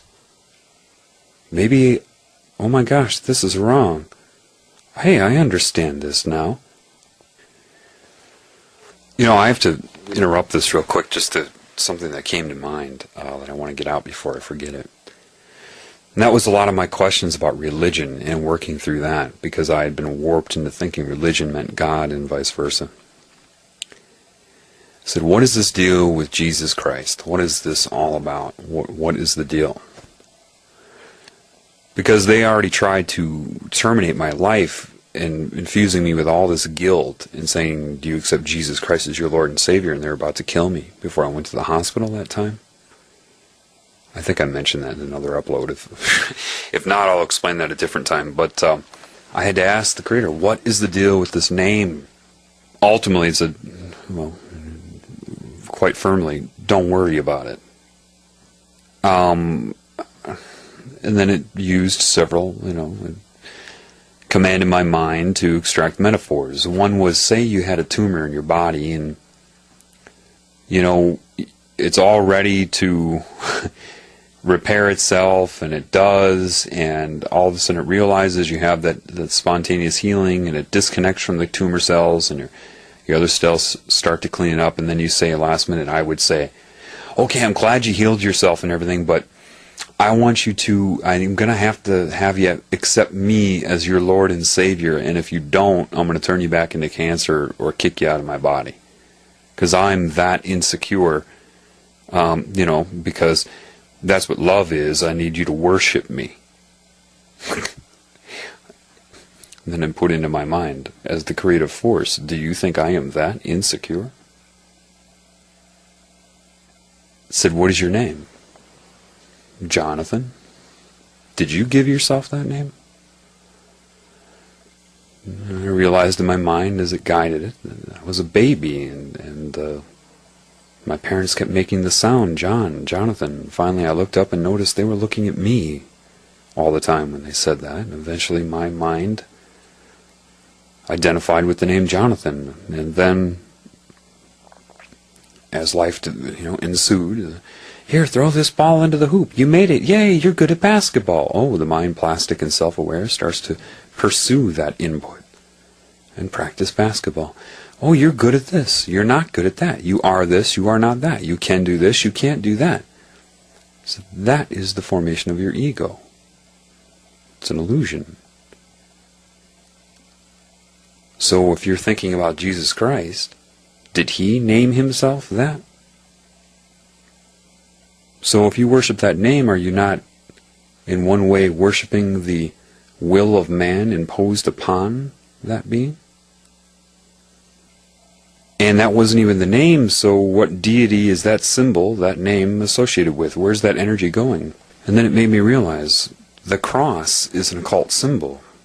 Jesus didn't make that cross. They made it. The Satanists made him carry it and killed him on it. And they're using the cross as the sign of God, which is structure, which is insanity. And if you focus your energy on that, you're directing your energy to it. And they absorb that energy. It said, if you did everything and repaired yourself to have the innocence of the child who does not sin, and did everything in accordance with creation, and then all of a sudden you were judged saying you have to accept a name and you couldn't survive without doing that, would you even want to exist in that type of universe? No, I wouldn't. I said, well, did he or did he not exist? It won't tell me. I say, why? It says, how are you going to learn if I tell you? Basically. Do you need to read a Bible to communicate with me right now? No, I don't. Exactly.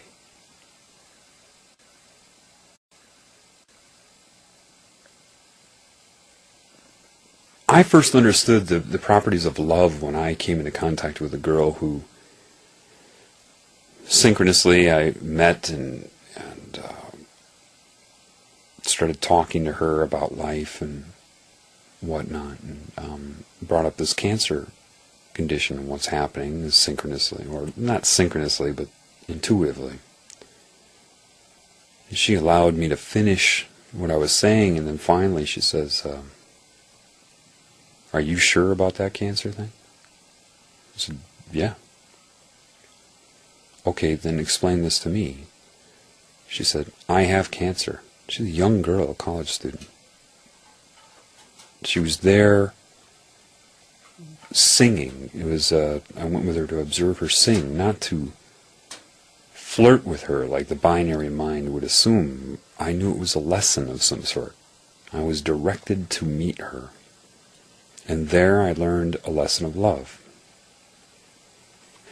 I was born what the structural psychic mind would call a healer, because I can manipulate my chi energy no problem. I didn't have to learn about that. I could always move it around, relieve some pain in individuals, and focus my chi anywhere in my body to relieve pain, just like consciousness around a proton nucleus of an atom may manifest an electron. That's all chi focusing is. Localizing the energy. Seeing a daisy in your mind. And bound to structure, I was there and I said, okay, well, she had cancer. And I'm making this, it's a longer story, but I'm trying to shorten it up for you. And so I said, okay, stand up. Usually I could just put my hands over somebody's body and feel where there are problems. I could feel some imbalance. I'm like, okay. So I tried to direct my energy and take away her pain.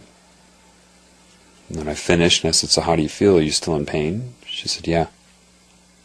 It didn't work. She became anxious then. No, I knew one of the main reasons that I had to go with her to watch her sing is because she was shy. She didn't want me to hear her sing. That type of shame. I knew there was a reason there. It's cancer. Doctor says that I shouldn't even be alive right now. It's only a matter of time. And she started getting anxious, and all of a sudden her breathing turned into this. I said, "Do you have tumors in your lungs?" She said, "Yeah, they moved to my lungs." And then I realized, okay, the energy manipulation didn't work. Looking for a cure for cancer won't work, and then the Creator did what it does. Look at her. What is she? She's a girl. What is she? She's your creation. What are you? I'm your creation.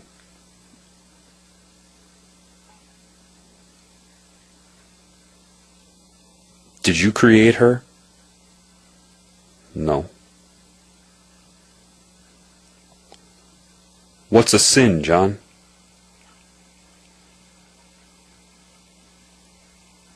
Why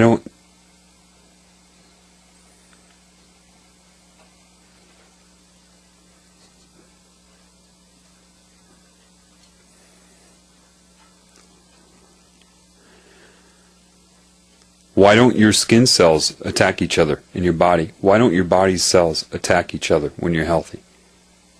Why don't they steal from each other, lust after each other, try to manipulate each other, take from each other,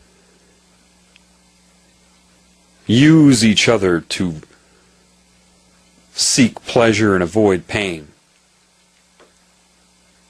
What is that when they do that, John? That's cancer. Does it have anything to do with good or bad, John? Would you design a car that had engine parts that would lie to themselves and each other within the machine, the apparatus? Would that be an efficient design? Would you make the design that way? No. Does it have anything to do with good or bad? No. It just works or it doesn't, right? Who loves you? What are you, John? Did you create yourself? That which is inside of you, did you create that? No. Did you create her? No. Were you just looking at her tits? Yep. What is she, John?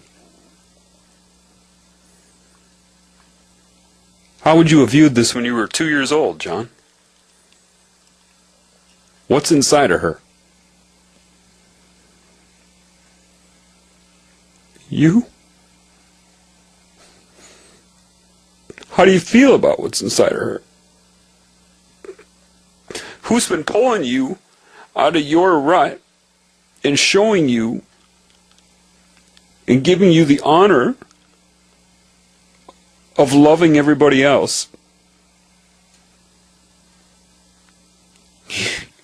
You? Who created you? You did? Who's inside of you? You?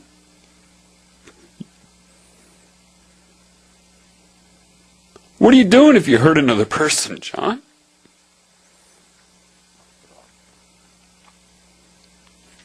How do you feel about her, John? Look at her. What's inside of there? What have I done for you? Have you been attacked? Hounded? Tortured? Yep. Did I or did I not pull you out of that? Like nothing. Is she capable of healing herself, John? You tell me. Who's in her, John? You?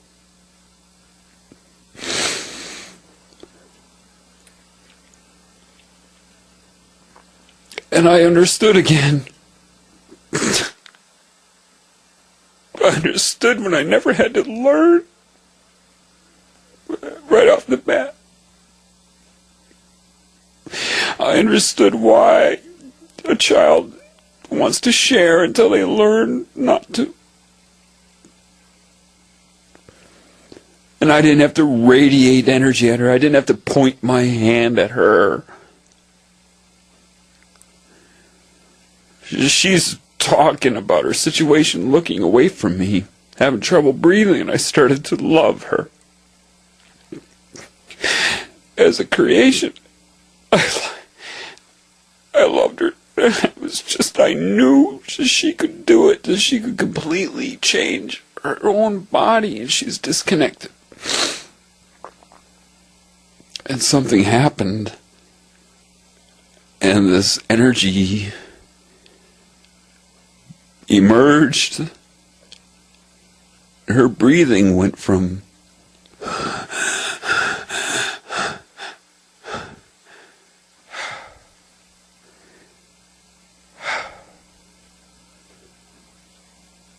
and she sat there and she just looked at the ground. I said, what happened? She said, I don't know. I said, are you still in pain? She said, no.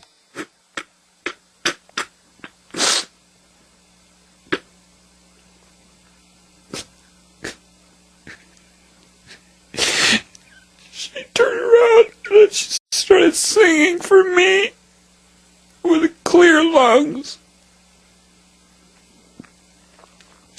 She doesn't have cancer anymore.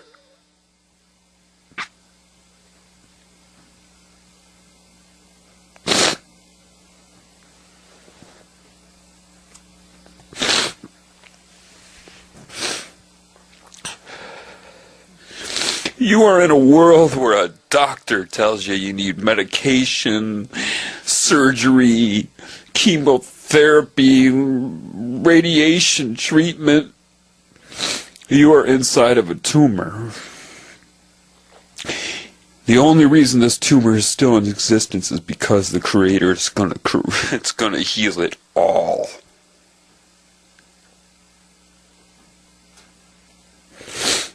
You cannot send love.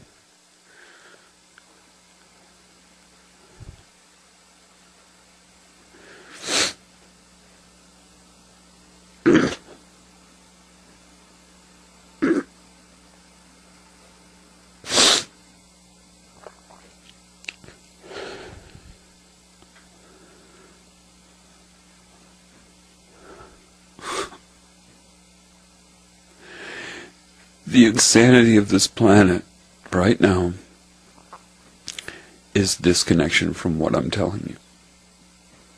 You need no Bible. You need no protocol.